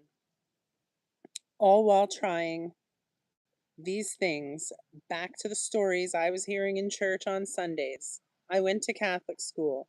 I served the altar. They told me an old bearded man in the clouds had created me. I wonder if that happens to be who I'm speaking with now. Was I really made in your image? The voice offered no answer. In science class, I began noticing inconsistencies. My teacher said we came from a massive explosion 13.8 billion years ago and that a speck of cosmic debris eventually turned into me. I nodded like a good boy, but my mind itched. I used to be fascinated by space travel. I loved Star Wars and Star Trek, and Space Quest and Spaceballs. But the more I read, saw, and felt, the more I questioned. Really? This is what I'm supposed to believe? This is what we're supposed to believe? When someone says drop a Mentos in a bottle of Coke and it'll explode, I don't just believe it. I want to see it myself. Unfortunately, I forgot my goggles that day. That's how I think we should approach everything. Not just science, but all big claims. See for yourself. Ask questions. Figure out what really makes sense. People share sweeping ideas about how the universe works. I don't take them at face value. I want to dig deeper, to locate illogical reasoning, to find where things don't quite add up. Because to me, asking questions feels just as important as finding answers. Okay, so Copernicus in the 1500s, he proposed the sun was at the center and we orbit around it. But he never went to space. He didn't see it. He just did some math and guessed right. Or, pardon me, guessed. He did some math and guessed. Period. Right before he died, he published a book and that became the truth. This was 60 years before the telescope.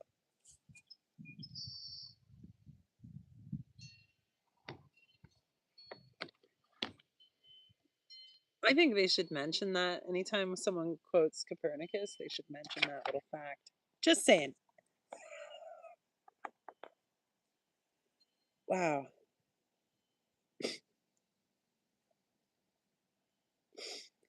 I don't know. Seems like shaky ground to call fact. Then came Galileo. He actually looked through a telescope, saw moons around Jupiter, phases of Venus. Cool. But he declared it proved heliocentrism. The church made him recant and locked him in his house. Was it really that convincing? A few dots through a tube, and suddenly we know our place in the cosmos? Then Newton came along, smart guy.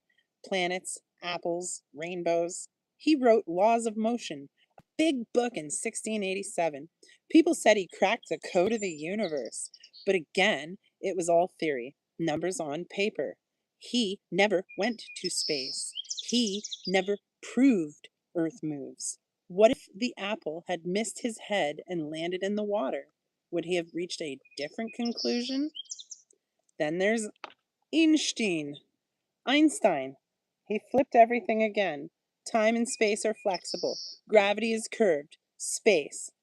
Gravity is curved space. E equals mc squared. It all sounds impressive. But who has seen space bend? Who has watched time slow down? He wrote about things nobody can observe. And the Nobel Prize? He didn't win it for relativity. He won it for something else entirely. The photoelectric effect. Light hitting metals. Makes you wonder. After all that, the little voice inside still asks, are we sure about all this? Are we really basing our entire view of the universe on what a few men theorized centuries ago? Feels like a lot of theories and assumptions stacked on top of guesses.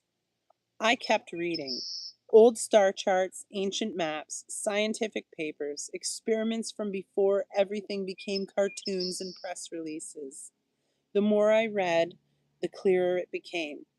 Now, this is just my opinion, and maybe I'm a little kooky, but as I see it, the earth is stationary. Not metaphorically, not spiritually, physically, empirically, visibly, despite centuries of inquiry, no measurable motion of the earth has ever been detected. I'm not the first to say so. Even Einstein admitted it. He wrote, the struggle so violent in the early days of science between the views of Ptolemy and Copernicus would then be quite meaningless. Either coordinate system could be used with equal justification. Did I not just say this earlier? Yes, I did. The two sentences, the sun is at rest and the earth moves, or the sun moves and the earth is at rest, would simply mean two different conventions concerning two different coordinate systems, or two different math problems. And he was not alone. Theories piled up to reframe Earth's motion, special relativity, general relativity, kinematic, and dynamic equivalence, all built to preserve the heliocentric model, all pointing to the same conclusion. Either the Earth or the Sun could be seen as stationary, depending on your frame of reference.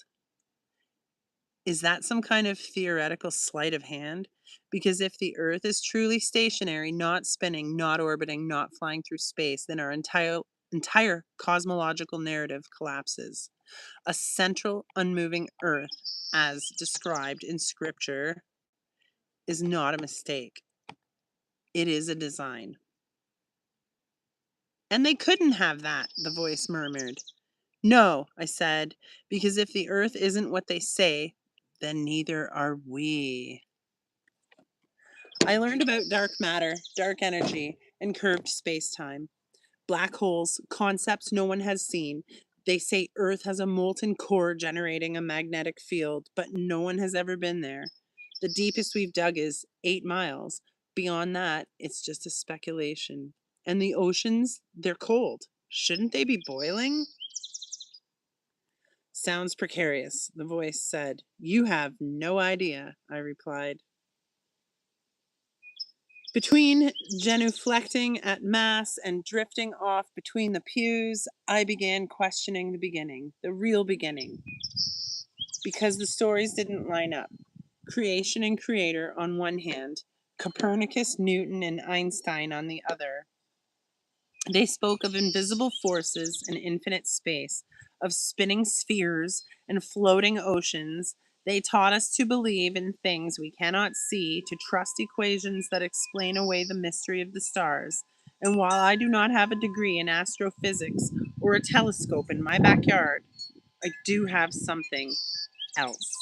I have curiosity. I have intuition. I carry the imprint of a diagnosis I never asked for, a lifelong companion that shaped how I move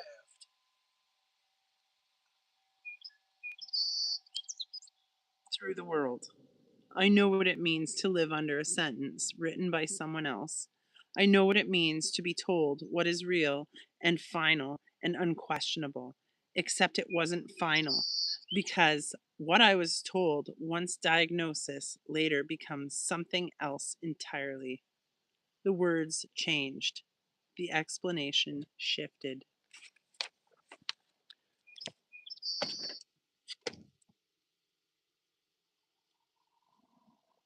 What was once certain became vague and then redefined.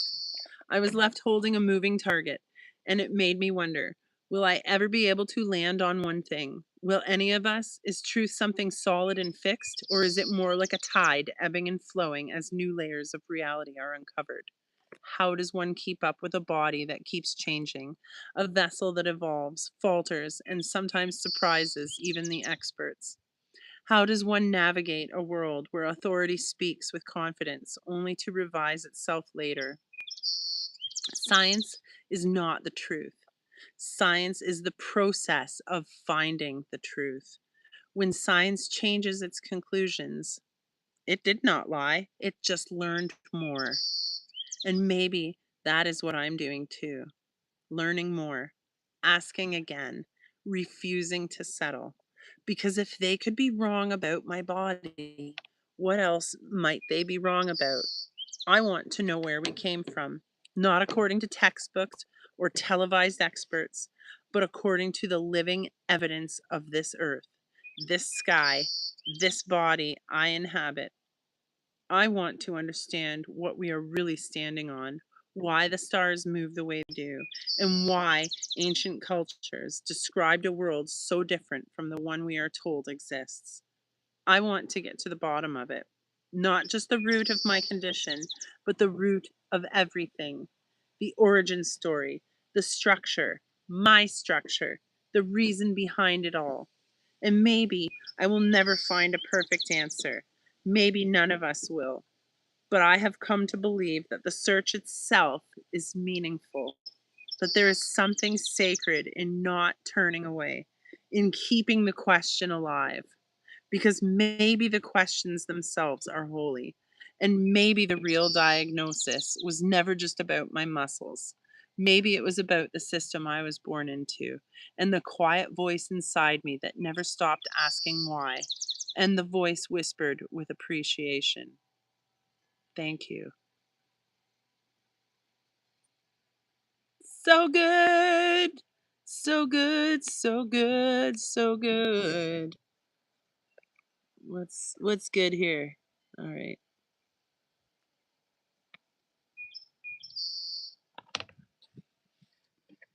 Yes. Okay, so we're back here.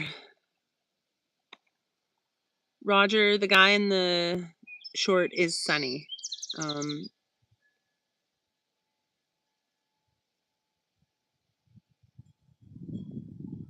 yeah, like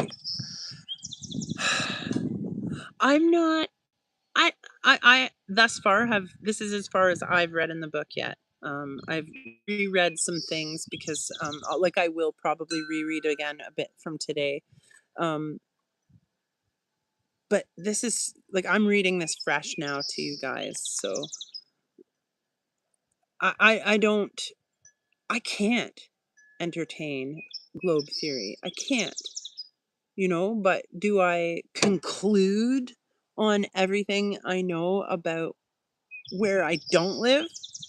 You know, like I actually, Roger, I was just watching last night's stream, and that really cool moon map that you presented from the 50s, was it? But, and so, okay, and you and JJ were talking about how there has to be an ice wall. So, speaking of moon maps, I still consider to this point, like, not to complicate things and not to waffle or be flaky on my position, but the original moon map that we all know, if we are actually just a segment of it, then potentially this would be the big ice wall. Antarctica could be a nub somewhere south of South America, but that would require us another experiment to do. So you go the opposite. So from Australia, or say from India, because it's farther from the bottom of India, if you shoot southward from the bottom of India, what's there?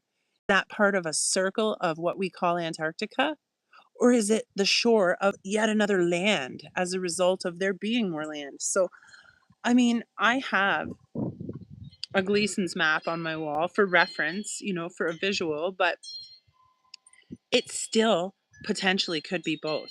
If the world we live in has a wall around it, that could be, but Antarctica could be a nub within the greater circle of ice wallular ways. Do you see what I'm saying? Like, and I have no fucking way to get there. I don't know how to get there. I want airships. I need an airship. That's what I need. And then we'll find out. I don't know. I was just gonna go back through here and have a look here. I'm just gonna go through the chat. It's so weird not being in chat.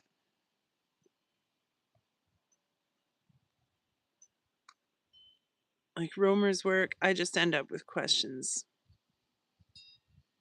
That's all we have. And like Sonny says, maybe the question asking is the sacred part, For those of you who are diggity down with reincarnation, like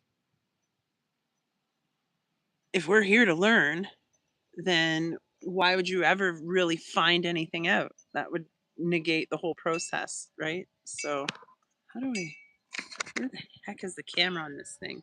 There we go. So, how do you even know at this point? How do you even know? What? OM goodness. Let's fix that right now. Boom. Yeah. There you go, Nate. Sorry about that. I'm so sorry. Who else? Where else? What do we have here? There's some more questions.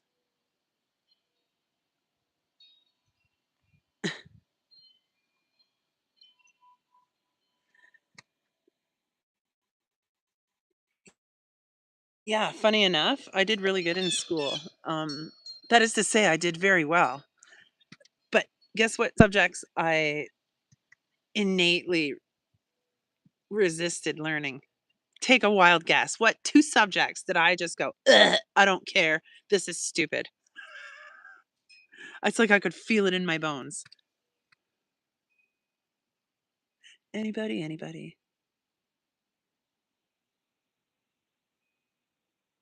History? Definitely. History felt like wagon carts full of horse shit being dragged through all of eternity. I could not no, it was actually history and geography. Didn't care. I obviously, like, if I'm in England and I bump into that guy looking for stupid people and he asks me, to name 3 countries in Asia, I'll be able to do it. I can find France on a map, but yeah, okay, so fair. In geography, we learn about the geological, history of the earth and magma and, gravity sucking into the middle of a ball that's hurtling into space. Yeah, it's all there. It's all part of the indoctrination. And so, yeah, history and geography were 2 of my least favorite. Uh, J'aime ça la langue. I learned French. I like language. That's a good bloody time right there.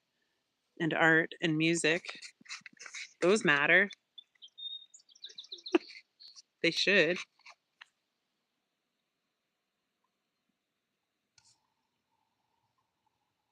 Yeah. You feel charged now? Wow, that's really cool. It's 1,012 degrees here right now, so I'm feeling kind of logy. I might feel charged when I get in the river, but that's why it's so busy here today. Normally it's crickets and tumbleweeds, but I don't know if you guys can see here. I don't know how to work my camera. Hold on. Okay, so if you walk just across there and go down the stairs, there's my dock. But if you go to the edge of the road and then hang a left, there's a public dock. That's why it's noisy here today. But if I can instill in anyone a charged feeling or facilitate it, that makes me really happy. So if you feel charged, Mr. Bird, then I feel successful. Yes, thank you, Nate. You are, hey, how come you're not blue? Oh, probably further down you are. Thank you. On a secretarial note, yes, we got through chapter 10. So this was a 6-chapter read. The third video will say chapter 3, part 3, chapter 11, moving forward. We'll leave it like that. Then I don't have to edit anything. So, yes, I look forward to it as well.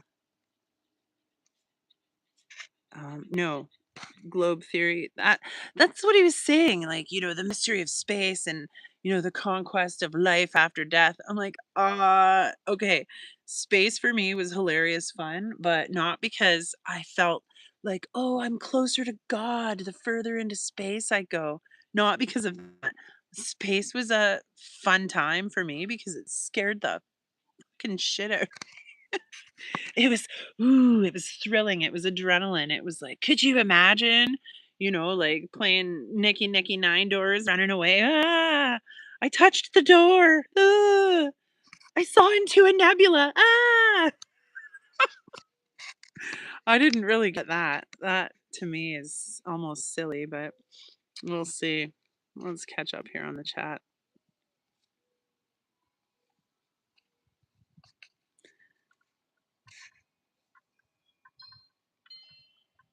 Okay, well, hopefully Nate has a wrench now. Roger, thank you for coming. Thank you. Yeah, that's all we can do. Explore, explore, explore.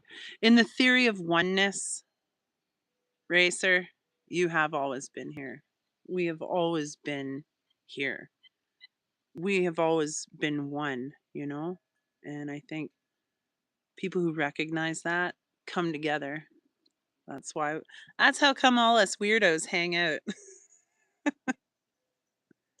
Yeah, history. Aren't you glad though? Aren't you glad you failed it on purpose? Honestly, I don't know why I couldn't. Whoa. Astronomy and economics. Those are two classes I never took. Science and geology. I liked science. I liked the methodical approach of science. I liked, to a degree, learning the rudimentary function of it. I didn't really want to know chemistry or anything, but I think it's important. The scientific method is important, even on a logical sense. If you want to know something, you have to do something where you can tell something and then make sure that something wasn't a fluke, and then talk about it with your friends, and if they're like, holy shit, that's pretty right, and then they do a something to confirm it, and then you guys all agree, like, that's I get it. That's how we find stuff out. But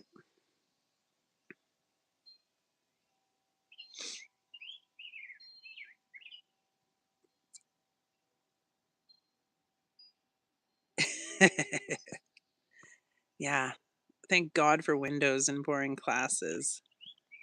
Thank you, Roger. I really try my best. I really try to read it in a way that if the author himself were conveying his heart message, that I would do it in a similar fashion so that it can have the same effect. So, Lord of Weird, take that as a compliment. Weird.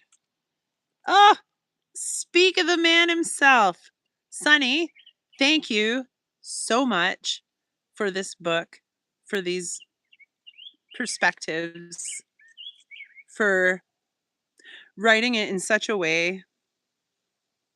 Like I said, I wouldn't cry on my second stream. Thank you. I'll just leave it there. I'll leave it at thank you. Thank you. And I'll say it again. I really want to do this justice. It's a beautiful book and a very important message. And I think everyone has a lot to learn from it. I know I have, and I'm not even halfway through yet. So, failing that, yeah, I don't know. I would be inclined to keep reading. I have my wood delivery coming soon, but yeah, I'm gonna resist the urge to tear into chapter 11, because then I'll have to read chapter 12, and then I won't do any of my chores today. And but Sonny, maybe at the end we can do a collaboration stream. I'll fire up the StreamYard and we can do a chat with the author. That would be so exciting. I would super love that. Woo! Keep that in mind. And if you would be so gracious, that is something I would absolutely love to facilitate for sure.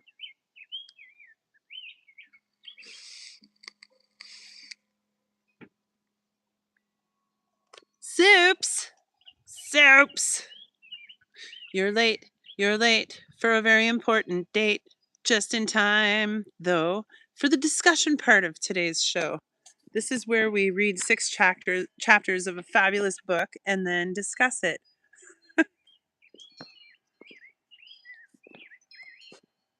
Oh, that's good news. Amazing. Thank you. This has been a really, really cool endeavor for me to pursue. Um, it's hard. It's hard in this world today because, for the most part, I'm going to put this down for a sec here. Getting a hand cramp. Whoops. Excellent work. Napping is important. Um, it's hard. I don't know. That's I have an opportunity right now to sit and observe and meditate and heal. I ended up pursuing a job that was fueled by a passion. I've worked with kids for over almost 15 years. I started, let's start from my beginning. I, as a musician and an art lover, created a curriculum to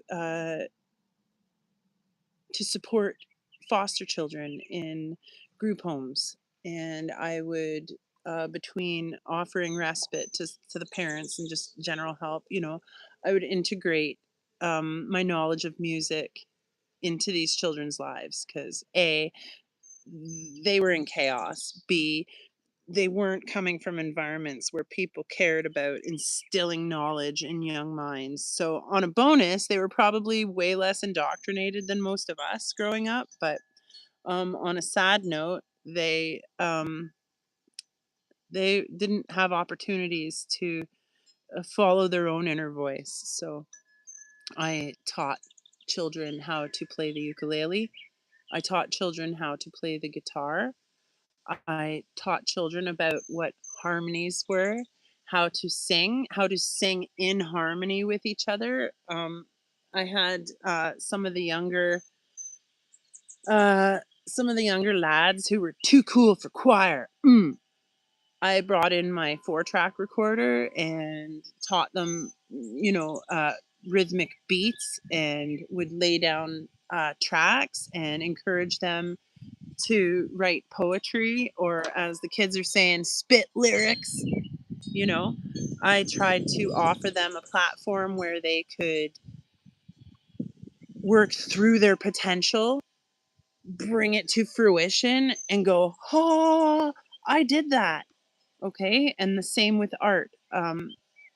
Exploring different simple elemental structured art lessons, like, I taught them about, you know line drawings, the different mediums, the pointillism. I didn't get too deep into the art world because it's not my number one passion, music obviously being that. But I did make sure that any bloody thing I knew about the fun and um, healing that you can receive from art. Even if it was just sit down, take this paper, fuck around on it, try your best, do something really stupid, and most importantly, lose the world for a half an hour. Lose the voice for a half an hour. Lose the incoming for a half an hour. Focus on the feeling and outward for a half an hour. So that's what I did. And when I left that company and moved to this town, I would love to see some of your art, Lord Racer. I would love to see that. That is a challenge. When I left that company and transitioned to another town, like, I don't live in the same town as I did before, I moved to this town and ended up working at an after school. Put your link in, Raj. Anyone in the chat, put your link in. My goodness. Please share. Um, I got a job working with kids at an after school. It was perfect. It was like 3 hours a day and paid really good, and, um, I got to watch the neighborhood kids grow up, I got to be a part of what the future police officers and ambulance drivers 20 years from now are gonna have floating around in their head, you know? That was an honor, and maybe that's just the way the universe works. Slowly, like the frog in the pot, I felt myself cooking, not under the position of anything that the challenges of working with children bring, but the bureaucracy, the I'm not gonna lie, it felt pretty friggin' fascist by the end. Contracts about my own personal life and relationships and friendships and, interactions that I could uh, engage in it. And then the gaslighting, like I think I did a live stream. I don't know if I made the whole thing public, but one day I was driving to work at a school that I wasn't familiar with, in a snowstorm so big and scary that transport trucks were I was watching them slide into the ditch. There was like little Toyotas in the ditch. Everyone was spinning. Traffic was backed up. It took me what normally would take about 13 minutes to do the entire trip. It took me an hour and a half to get halfway there and home. That's how bad the weather was. And not once, not twice, but thrice I called and said, I don't know about this. This is pretty scary.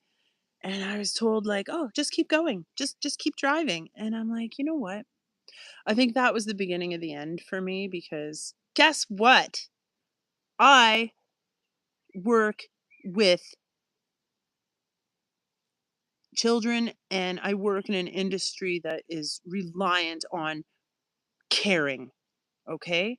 It it's a heart effort. You can't do this job if you don't care, okay? And you can't do this job if you don't make critical decision making occasionally. Sometimes things happen. You have to think on your feet and make a decision about how this serious shit is going to go down. And in that day on the blower, to hear a boss not care and undermine my ability to make decisions about my safety. I that's what I do for a living, guys. I made safety decisions all fucking day. And to have that shot down or belittled or disregarded was very damaging to the harmony of that union. It was not easy to continue after that, you know. Offering information, being told, "Oh, that's what your coworkers just tell you." Like that is that not just typical gaslighting? Like did you not just tell me that everyone's lying to you, Christine? Oh, everyone's lying to you. What you think they say is the truth isn't really the truth, right? Oh, how do you Okay. So, PTSD. I'm not doing this today. I'm not going to let them under my skin and dysregulate this beautiful, glorious day. I got swimming to do. Let me tell you, that is a top priority. But that was the beginning of the end. And now I sit here because I had to take a step back. I went on a leave of absence so that I could reconcile some feelings and some thoughts and um, think about, do I want to go back to this job? Because technically I still work there. Of course I do, but can I and still function mentally in a way that's healthy, without like, and so that I can, because I can't be unauthentic. I can't be ingenuine. I have to maneuver in a way that are these things. And if there's too much oppression on top of what I'm doing and I have to la la la, robot my way through life. That I don't know that that's going to work. And in the absence of a schedule and having to be somewhere, I can now see with clarity. I can ponder things and things that are difficult to really understand, even from my own perspective. I got to say, this book has come into my life at a very important time because the only one I'm arguing with right now is myself. And I don't want to argue with myself. I want to understand. So when I approach the conflict in my own head with the dyadic approach of, just sitting with it and listening to it without judging, just feeling where the answers are comfortably sat, then I can figure out where the hell I'm going to go after here. I don't know. So again, thank you to Sonny. Thank you to every one of you beautiful gems. Come here, Duke. Dookie, come here. Come here. And the answer to the question is, this is how long. This is how long it takes for the wood guy to get here.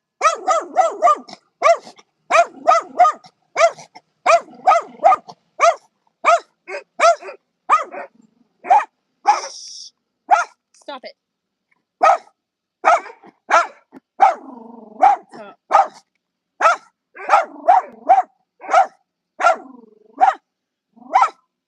Mayhem. Hey, is it okay if I let him go? Oh, yeah. Yeah, all right.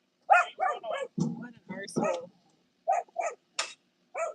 Security! Yeah. Holy cow. Is that pretty much going to drop where it is right there? Because it can't. We have to be able to get into that. Like, where do you guys get into it from? Right there. Right here? Just by the post. Yeah, I'll pull ahead a little bit, but okay. You have more than enough space. Beautiful. Yeah. Thank you. Oh, that's great. You know how to tell a good wood guy? That's awesome, Matt. Thank you. Dookie, come here.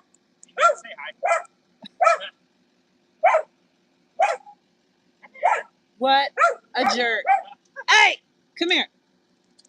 Come here.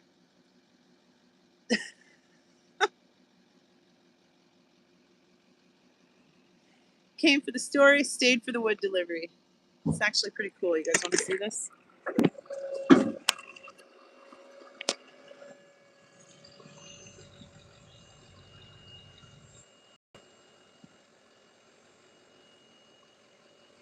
Sea Lightning, I saw you in there. We're just about to wrap it up, but hey, who wouldn't want to see a wood delivery?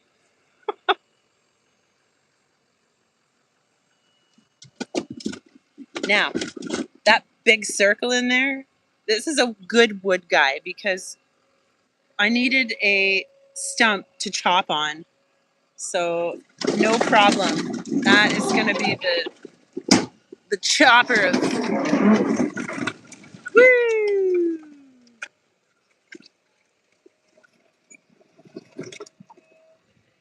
Yeah, man. All right.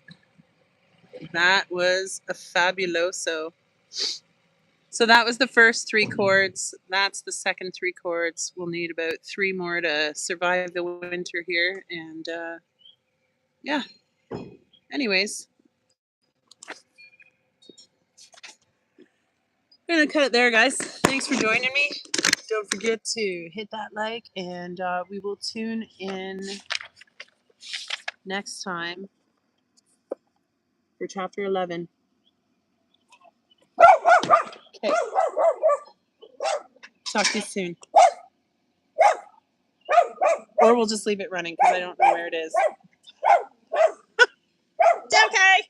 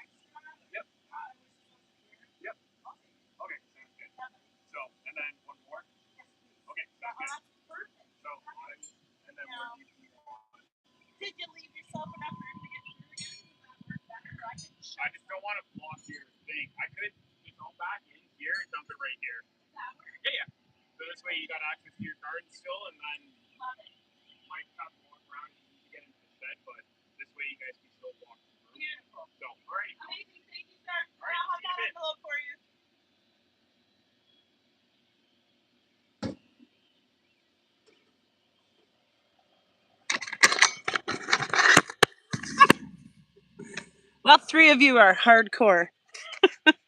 Who are the hardcore eavesdropping sea lightning?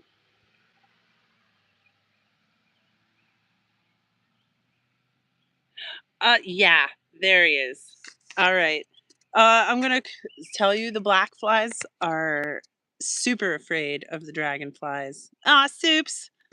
And the dragonflies, I call them the Air Force because, man, it is cool. They eat everything that wants to eat me. So, yes, I guess this is the rambly part of the rambly portion of today's show is where we just sit back and talk shit. And what else am I going to do? It is 96 degrees in the shade. It's real hot in the shade.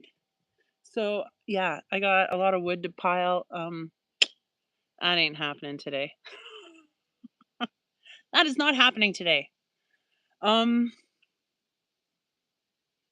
don't know. I can't. It's been too much blabbing and weirdness to start another chapter.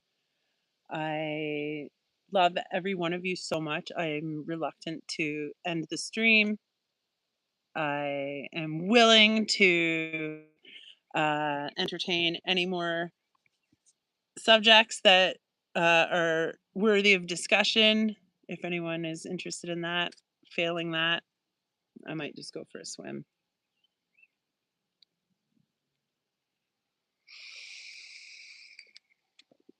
Hardy har. 2 extra degrees of hot. Are you saying I'm 2 degrees of hotness? I am 2 degrees of notness. My God. I don't even feel real. I don't even feel real anymore. I feel like an illusion, a ghost floating through a strange reality.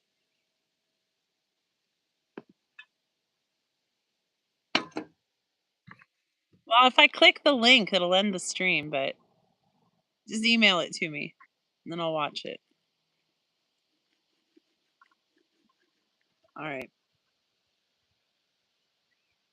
What else? Yeah, some of that wood is fairly thick, so it'll need to be chopped into smaller pieces. And when you are 6 feet tall, chopping on the ground is not so easy. D-man, now I'm never going to leave. We read 6 chapters today from the book. Yeah. And then we did a wood run. You guys want me to do a wood chopping? Wood chopping. This is a stream where you watch me chop wood. I think there's that. There is that already. I don't want to take away from that. I'm sure she's working hard to instill some more OF customers. Are you ready for the country? 'Cause it's time to go. Nobody wants to see me chop wood. It ain't pretty. There's a lot of swearing.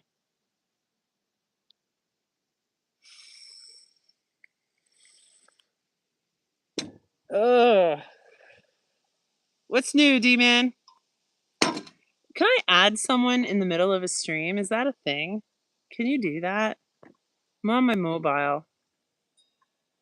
How do you do that? What's that do? No, I don't want to do that.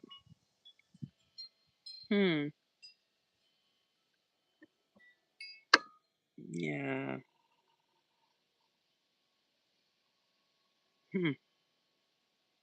I'm dorked. What does that do? Chat viewing. Delete. Cancel. Oh, it's hot. It's not. Just kidding. I won't sing a song 3 times. I won't do it.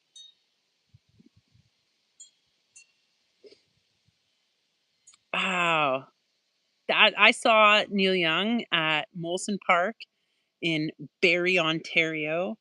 Oh god, 100 years ago. I was so close to him. My pants were vibrating. It was so loud. I could feel my organs inside my body vibrating, and I was so close to Neil Young. I could see his wrinkles. It was pretty cool. And then 2020 came along and the prick sold out. So hey, what are you gonna do?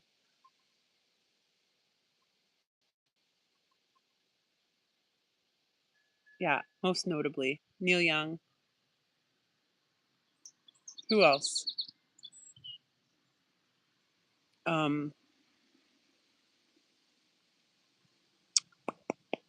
Primus. What's his name there?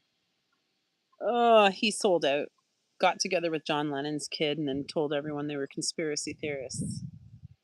Head PE. You guys like that band? D-Man, you heard of Head PE? It does mean planet Earth, but who else? Whatchamacallit? Rage Against the Machine. Yeah. Allô? Allô, bonjour. C'est une malfaisante pandémique. Où est? Où êtes-vous? Where are you? Where the fuck were you? Yeah. Taking money while everyone out here is busy eating hot dog lies. Nom nom nom nom nom nom nom. Safe and effective. Nom nom nom. I like my hot dog lies. Just ramming them in. Not me. Not me. I was out driving around touching things, looking at the backs of hospitals for all the chaos and mayhem. You guys can probably tell right now that COVID really fucked me up. I'm cool. I'm cool. In a way, I'm grateful. You know, you ran dumb. What does that mean? Random? Oh, you're random. Haha. All right. I am grateful though, because that was big enough and scary enough to get everyone's attention. And by the grace of God, enough of us were like, hell no. I got in a little too deep. I learned a lot about terrain theory versus germ theory. That was handy. I learned a lot about, Charter of Rights, like which would be in Canada, our Charter of Rights is like akin to the US's what do you call it? What do you guys have? Your Fifth Amendment, your Fourth Amendment, your First Amendment. That's our Charter of Rights. So your Fifth Amendment, I think, for us is our 13th charter, and your Fourth Amendment for us is our eighth charter. Those are two important ones, but I did learn a lot about that. And when the stress of it all became too much, my friend, my dear friend, I've known this guy since we were tooling around high on mushrooms in high school.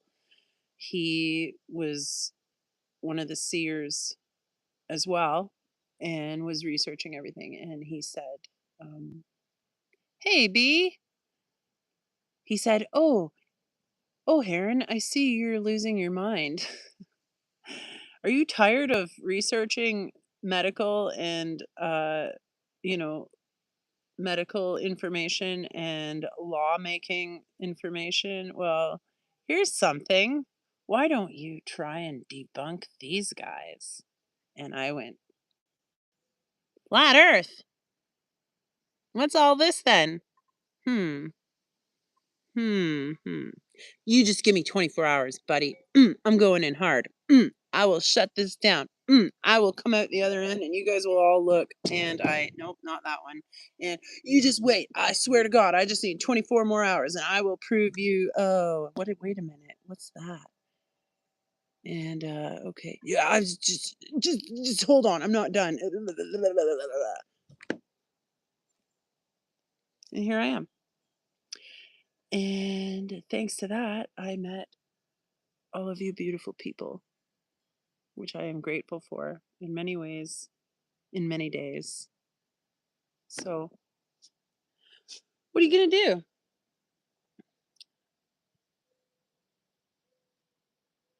Lose your mind over worldwide malevolent lockstep impositions or make some friends?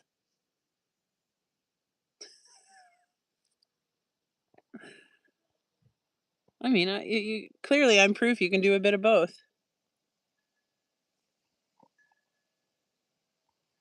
Yeah. Oh my gosh. Sea lightning. Did you make it to Ottawa? I watched that every day.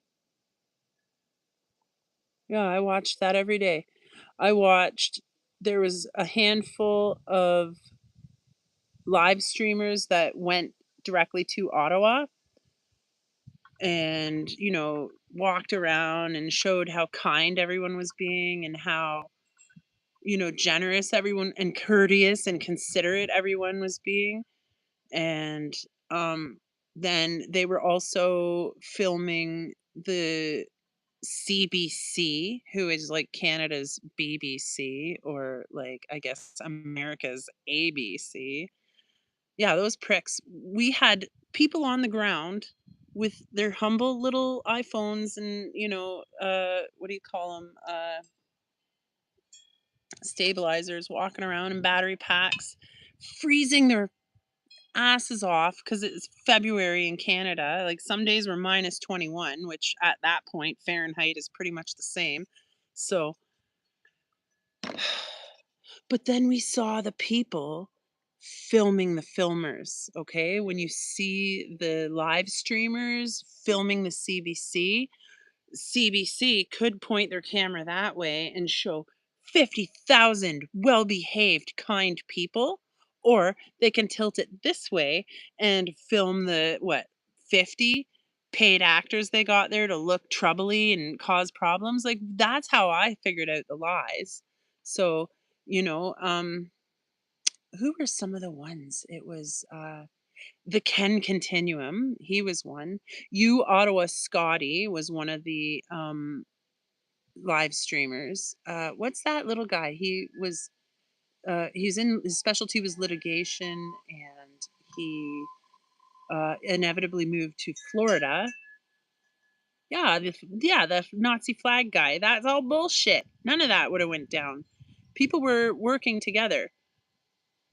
Whether the whole movement was organic or not, because I mean, even those three guys at the top, I'm not even totally sure if they are, if the whole movement was fake in itself, just as a guise to, trucker convoy, let's meet in Ottawa. So there's 1,000 people that actually just get in their trucks and go there, but there's probably like a quiet train of transfer of goods along the way. Maybe, when shelves were empty, they were all on the trucks, and that's how they got away with moving them to places where they needed to be. Like, okay, here's a freedom movement. Also, we're stealing supplies and hiding them for people that aren't you somewhere where you don't know about. That could have been happening too, but yeah, I don't care about that because the good people like Sea Lightning. I was there with you. I watched every friggin' day. And until it got really gross at the end. It did. It when they brought in the Dews and the Clydesdales, and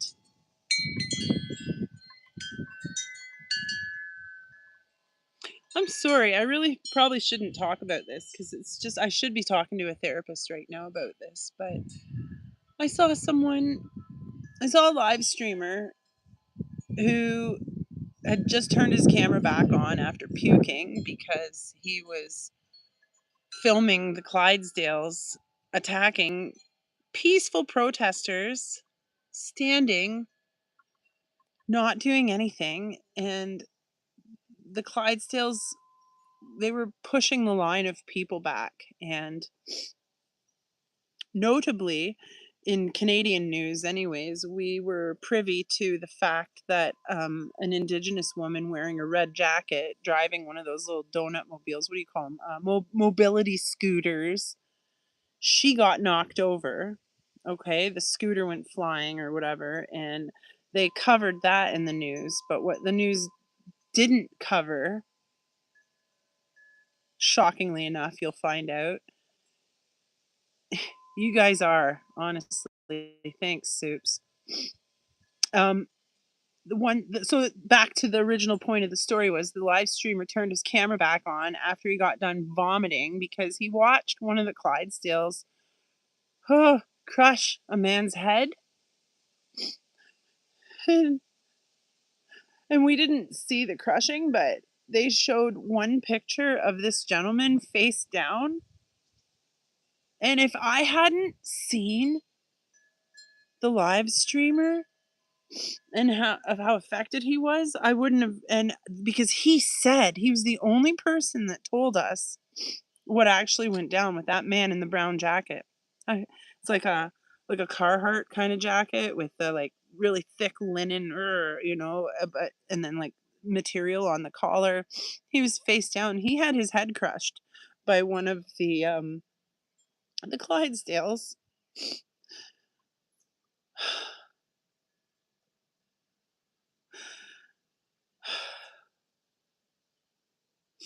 And the news didn't talk about that.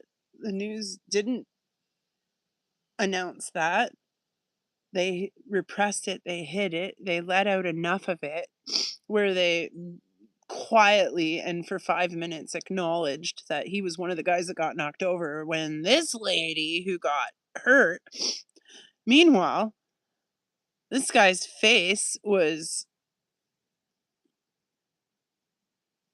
transformed into something that makes grown men vomit and turned upside down and photographed and then lied about. And I know we are more. We draw on more than what we are here in this physical form. We are not that.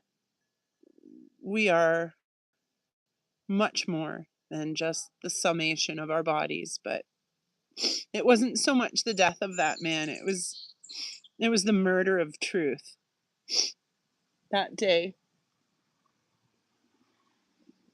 It was the murder of truth that underlined the death of that man that that makes me think of that as something sad. So, yeah. Should I come back next week, Doc? Or I remember the first time that my dreams, it infiltrated my dreams. I remember that dirty prime minister was, and it was in my dreams. And I thought, uh oh, because my dreams are, that's where I go. Like, that's where I go. I don't just live in this, I exist in many places. And when it touched my dreams, then I got freaked out. They don't touch, my dreams are back to normal now, but whatever they did to people during that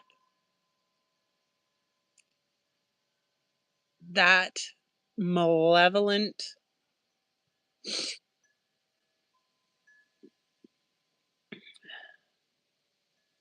ritual, whatever they did went deeper than just what they told us and what we saw. There was energetic alterations made that broke lines between consciousness, and I think even strong-minded questioning people like ourselves at times really struggled through that, you know? And I just know that as shitty as that was, and as painful as that was, and as frustrating as that was, that because of that, we will never do it again. We will never do that again. We will never do that.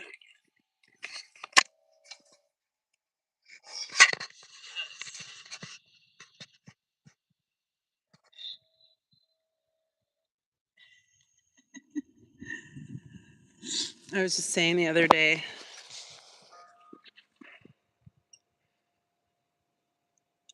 lest we forget. Someone was like, "Why don't you take that down?" And I'm like, "No, I don't give a shit what that wanker does." But that little sticker there is, it's a reminder.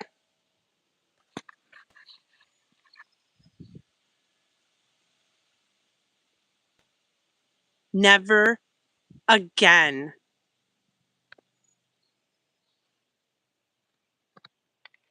Okay? And if again ever happens,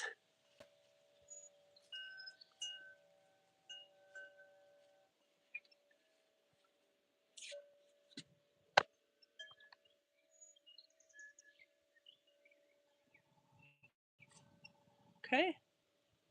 If again ever happens,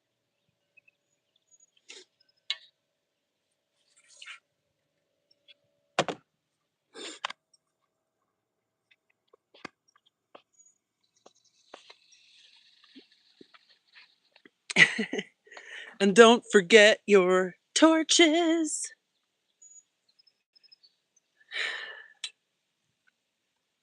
Torch is code for 22, right?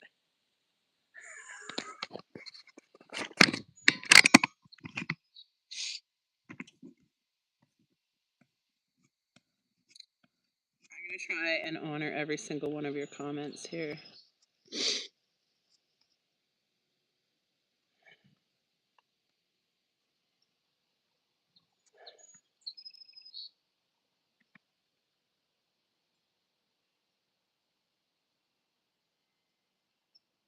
Yeah. So back to you, Sea Lightning. That is exactly my point. Even if part of that convoy was propped up on purpose for a reason, you know, you and me and everyone else who put our heart energy into that made it something more than it was even supposed to be. I think it was just supposed to be something that showed up on the news. A lot of people got angry at, and most people ignored, but that was a backfire.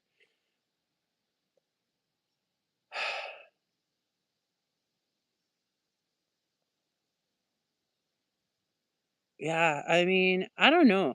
Maybe Canada is a little more outspoken because we're in the middle of nowhere for the most part, and, unless you're in the throbbing metropolis of Toronto or Vancouver, you know, uh, Vancouver's like California, right? A lot of freedom, a lot of judgment, very expensive. Um, Maybe we just get away with it. I think we're it's a little more easy breezy here, but yeah, I guess if there's a cutoff line for what you can say, they're gonna find out about it, right? Criticizing Middle East countries. God forbid. What have they ever done to you, D-man?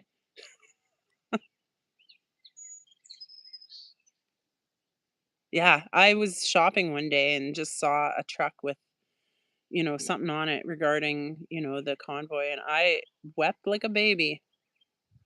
I cried in grocery stores. I cried pumping gas, which was 77 cents a liter for some reason. Yeah. Mm. Soups, you are correct. I want to take a moment and thank you all for sticking in with the second half of this spontaneous part of you know, I'm glad I didn't fire it up again because anyone realizing the book part is done can just opt to skip over this. But either way, you are therapy. Thank you. Yeah, that's right. Sea lightning. They did. I'm so sorry, Sea Lightning. I didn't want to make you cry. We were all crying together, you know.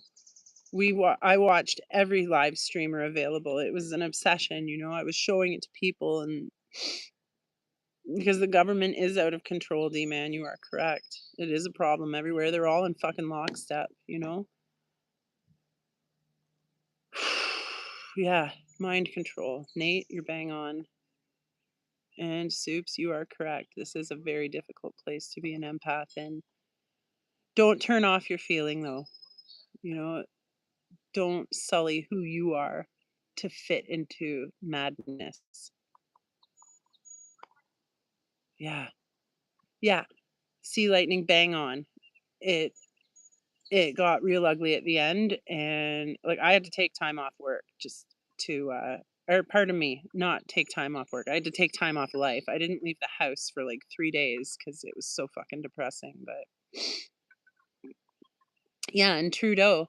B, did you see that press release where he came out walking down the wintry porch? That wasn't even him because I saw footage of his own brother saying like and they were like, "What about that footage of him on the porch?" And the guy without, because if he said for real what was happening, he probably would have been but he rolled his eyes and was like like, come on. We know that they're using green screens or silicon masks. Like these people. Subsequently, Dr. Phil. I don't think it's the same Dr. Phil. I think that guy's a dude with a silicon mask on. There's an inflection in the voice that's not quite right. His voice now is higher than it used to be like 20 years ago, which doesn't make sense. There's a little rabbit hole for you guys to go down. Yeah, and the bottled water, like the thing like with the wine and Tetra Pak. That was a wake up call. Yeah, yeah. Well, I don't know about that. Yeah, it. That's the fucking bitch of it all, isn't it? Because we came out the other side. We refused to be hamsters or guinea pigs, and but we still walked away with war wounds from that. The invisible ones are. I don't know. I don't know, it's hard to say. Well, bless you, Sea Lightning, and thank you for sharing your perspective. Yeah, I refuse to uh pay attention. Carney? Do you know what they call people who run fucking circuses and carnivals? Are they not carnies? Like, is that not funny? Ugh, these words. Who cares? Don't look. Just don't look. Honestly, it's all a ritual. I'm not going to waste any more time looking or caring about what the news is saying. They're all barf parrots. They're all just barfing out the same thing that they're told to say. And then we go, oh, really? Yes. Oh, hold on. Okay. And then, is this going to be on the exam? No, fuck off. That's like 5 whole minutes of my life I'm never getting back. I refuse to do it. I don't care anymore. I'm not afraid to go meet God. I'm not even afraid to start over and have to come back to this shithole and do it again. I don't, I'm a warrior, you know? I'm a rebel and I am infinite and we are protected.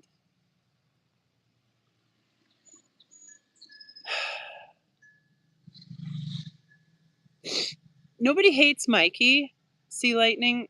I think a lot of people wonder why he hates so many people and therefore just don't touch it. Like, the guy's a grumpy prick. Like, we can all agree on. And he said some really shitty things about people that a majority of us here right now know of and would have nothing bad to say. So, yeah,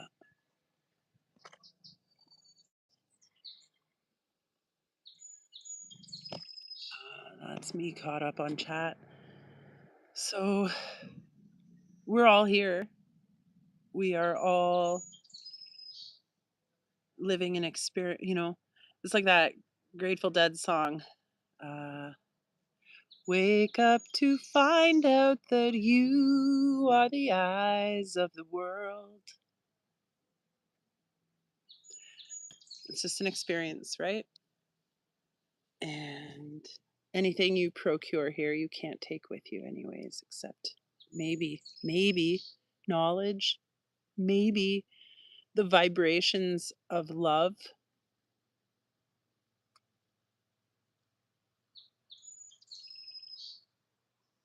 All right. Thank you, all of you. What an adventure we had. 6 chapters of a book, an author sighting, a wood delivery, lots of dog barking, some crying, some stickers, pitchforks, beautiful people. That's what you get on Heron's Song. What will tomorrow hold?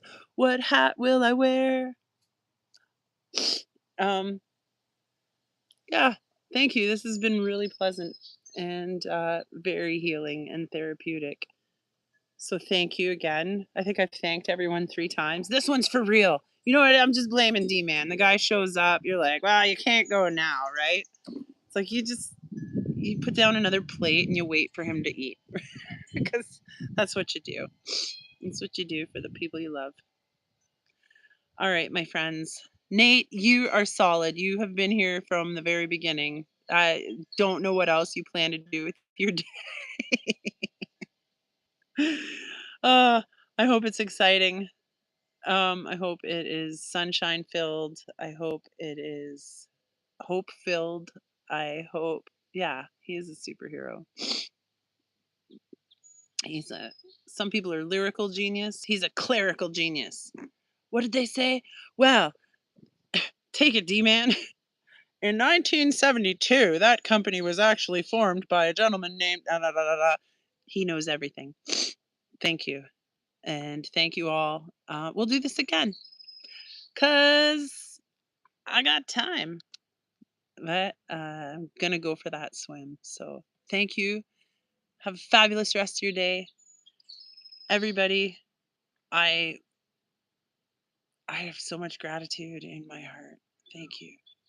I want you to be well. I want you to be merry. I want you to know that when we're not doing this, I'm still thinking of yous, and I will for sure catch you on the flip side. So, till next time, guys. Thank you.